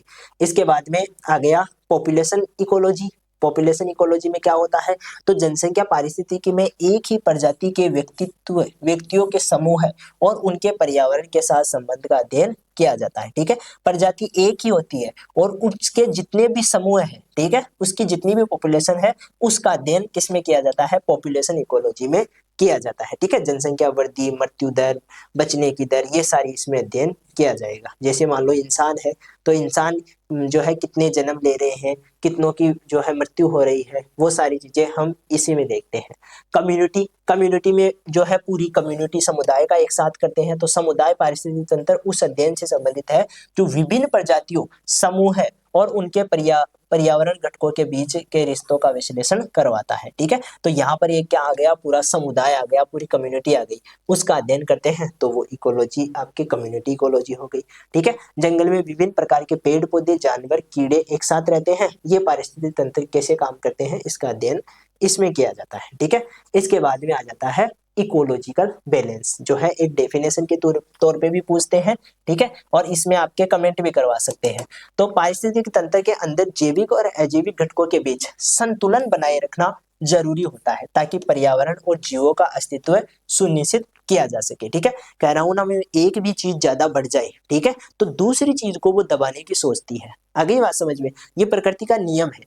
यदि मान लो जो आपके बिल्लियां हैं उनकी संख्या बहुत ज्यादा बढ़ जाए, ठीक है, तो बिल्लियां की संख्या ज्यादा बढ़ेगी तो सीधी सी बात है वो चूहों की संख्या को प्रभावित करेगी। इसके अलावा जो भी वो चीजें खाती है उनको प्रभावित करेगी। उनका जो है मान लो उनका एक्सटेंशन जो है उनको उन्मूलन ही कर देगी, चूहों की जो है पूरी संख्या को समाप्त कर देगी, चूहे बचेंगे ही नहीं। ठीक है, ये कब होगा, जब बिल्लियों की संख्या ज्यादा हो जाएगी। ठीक है, तो कभी भी पारिस्थितिकी में एक चीज को बहुत ज्यादा बढ़ा देना खतरा होता है। ठीक है, आज हम इंसान है, हमारी संख्या कंटिन्यू बढ़ रही है, हम पारिस्थितिकी इकोलॉजी के ही पार्ट है, तो कभी ना कभी हमारे लिए आज आ रहे हैं ये फैक्ट देखने को मिल रहे हैं, हमारी ज्यादा पॉपुलेशन हो जाने की वजह से कई प्रकार की जो स्पीसीज है वो विलुप्त हो चुकी है और उनकी वजह से हमें नुकसान हो रहा है। ठीक है, तो पारिस्थितिकी में सब एक दूसरे से रिलेटेड होते हैं, एक दूसरे से जुड़े हुए रहते हैं, तो किसी भी एक चीज का बहुत ज्यादा हो जाना दूसरी चीज को प्रभावित करता है और उसकी वजह से जो ज्यादा बढ़ रही चीजें हैं वो भी प्रभावित होती है, तो सब एक दूसरे से प्रभावित होते हैं। ठीक है, तो ये आपके इकोलॉजिकल बैलेंस होता है, इसको बनाए रखना जरूरी होता है। ठीक है, जितनी संख्या आवश्यक है उतनी ही होनी चाहिए, उससे ज्यादा नहीं होनी चाहिए। इसके बाद में आ जाता है मैन मेड डिजास्टर और नेचुरल डिजास्टर। ठीक है, इनको एक्सप्लेन कर लेते हैं।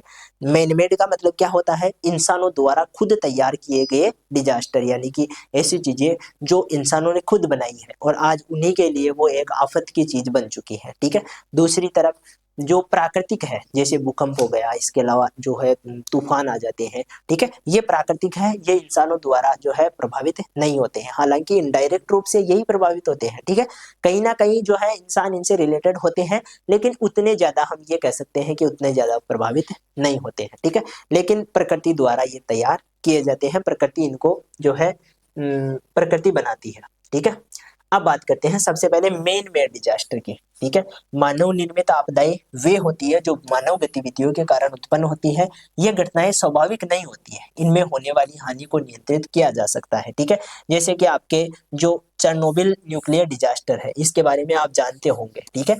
चेरनोबिल क्या था, एक जगह का नाम है, और यहाँ पर जो है एक हम कह रहे थे कि परमाणु संयंत्र था जिससे ऊर्जा बनती थी, ठीक है, जिससे ऊर्जा बनती थी। एक बार उसमें जो है लीकेज हो गया, उसकी वजह से वहां पर जो यूरेनियम था वो चारों ओर फैल गया और उसकी वजह से बहुत लोगों की मृत्यु हुई थी, तो वो आपके हो गया।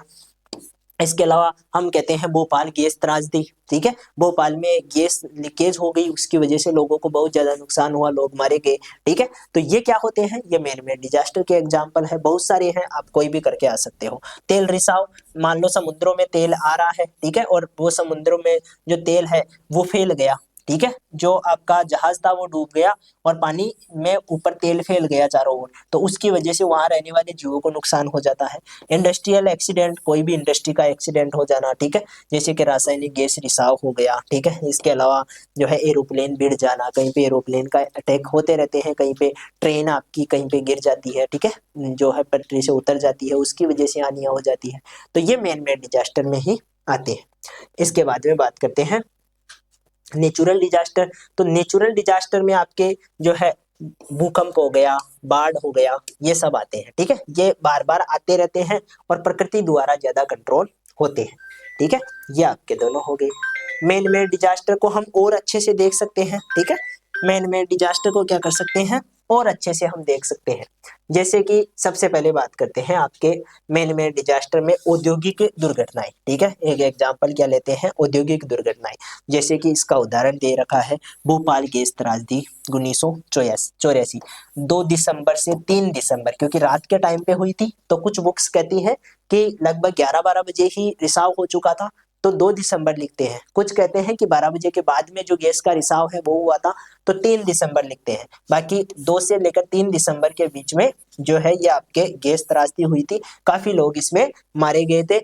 यूनियन कार्बाइड, ये यूनियन कार्बाइड नाम की गैस थी, इसका कारखाना था, तो वहां से, ठीक है, ये यूनियन कार्बाइड नाम का कारखाना था, और मिथाइल आइसोसाइनेट, ठीक है, ये आपके गैस का नाम था, ठीक है, ये लीकेज हुई थी, इससे हजारों लोग प्रभावित हुए थे, मारे गए थे, ठीक है, कई को श्वास से संबंधित बीमारियां हो चुकी थी, बाद में कई सालों तक वो परेशान रहे थे, ठीक है। तो ये प्रॉब्लम आपके क्या हो गई, औद्योगिकों से संबंधित हो गई। पारिस्थितिकी असंतुलन से संबंधित, जैसे कि वनों की अंधाधुंध कटाई, जलवायु प्रदूषण, ये जलवायु परिवर्तन की बात करें तो ये भी आपके एक क्या है, मेन मेड डिजास्टर ही है।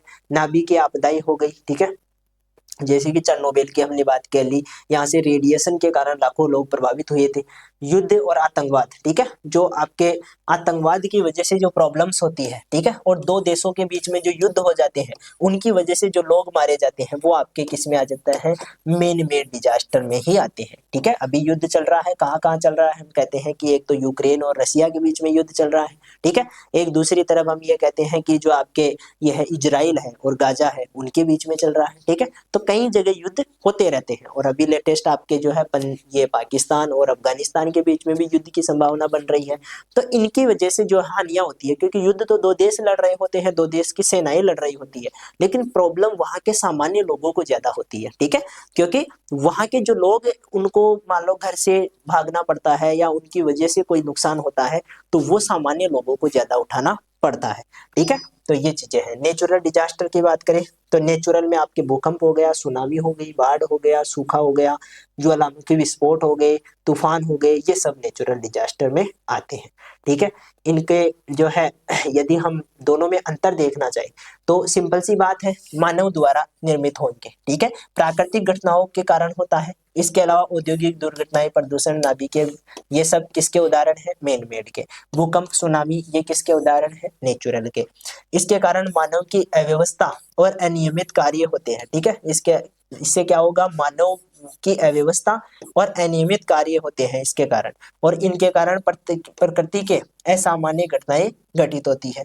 ये आपदाओं को रोकथाम के लिए सरकार और मानव समुदाय प्रयास करते हैं। इनके लिए रोकथाम नहीं की जा सकती, परंतु तैयारी और चेतावनी प्रणाली प्रभाव ही होती है। यानी कि प्राकृतिक चीजें ऐसी हैं जिनको हम कंट्रोल नहीं कर सकते, लेकिन उनके लिए हम तैयार रह सकते हैं।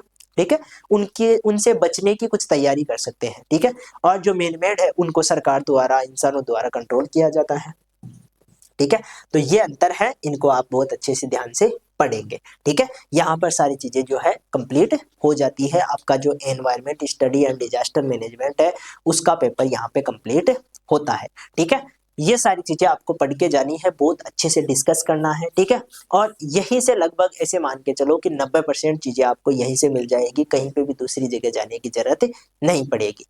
और कोई बेसिक चीजें आपको मैं बताऊं तो सिंपल सा हम ये कह सकते हैं कि ये पीडीएफ आपको कहाँ मिलेगी, ब्राइट एग्रो क्लासेज पे मिलेगी, जो कि मैं हमेशा बताता हूँ आपको। ठीक है, इसके अलावा मैं आपसे ये निवेदन भी करता हूँ कि आपको ज्यादा से ज्यादा हमारे चैनल को क्या करना है, सब्सक्राइब करना है। अभी भी लगभग 70% लोग हमारे वीडियो देखते तो हैं लेकिन सब्सक्राइब नहीं किया है, तो उसको सब्सक्राइब कर दो भाई, फ्री का ही है, क्या जा रहा है आपका, एक बटन ही तो दबाना है, तो जो है ठोक के हथौड़ा मारो उसके और उसको दबा दो। अब मिलेंगे हम नेक्स्ट क्लास में, तब तक के लिए धन्यवाद।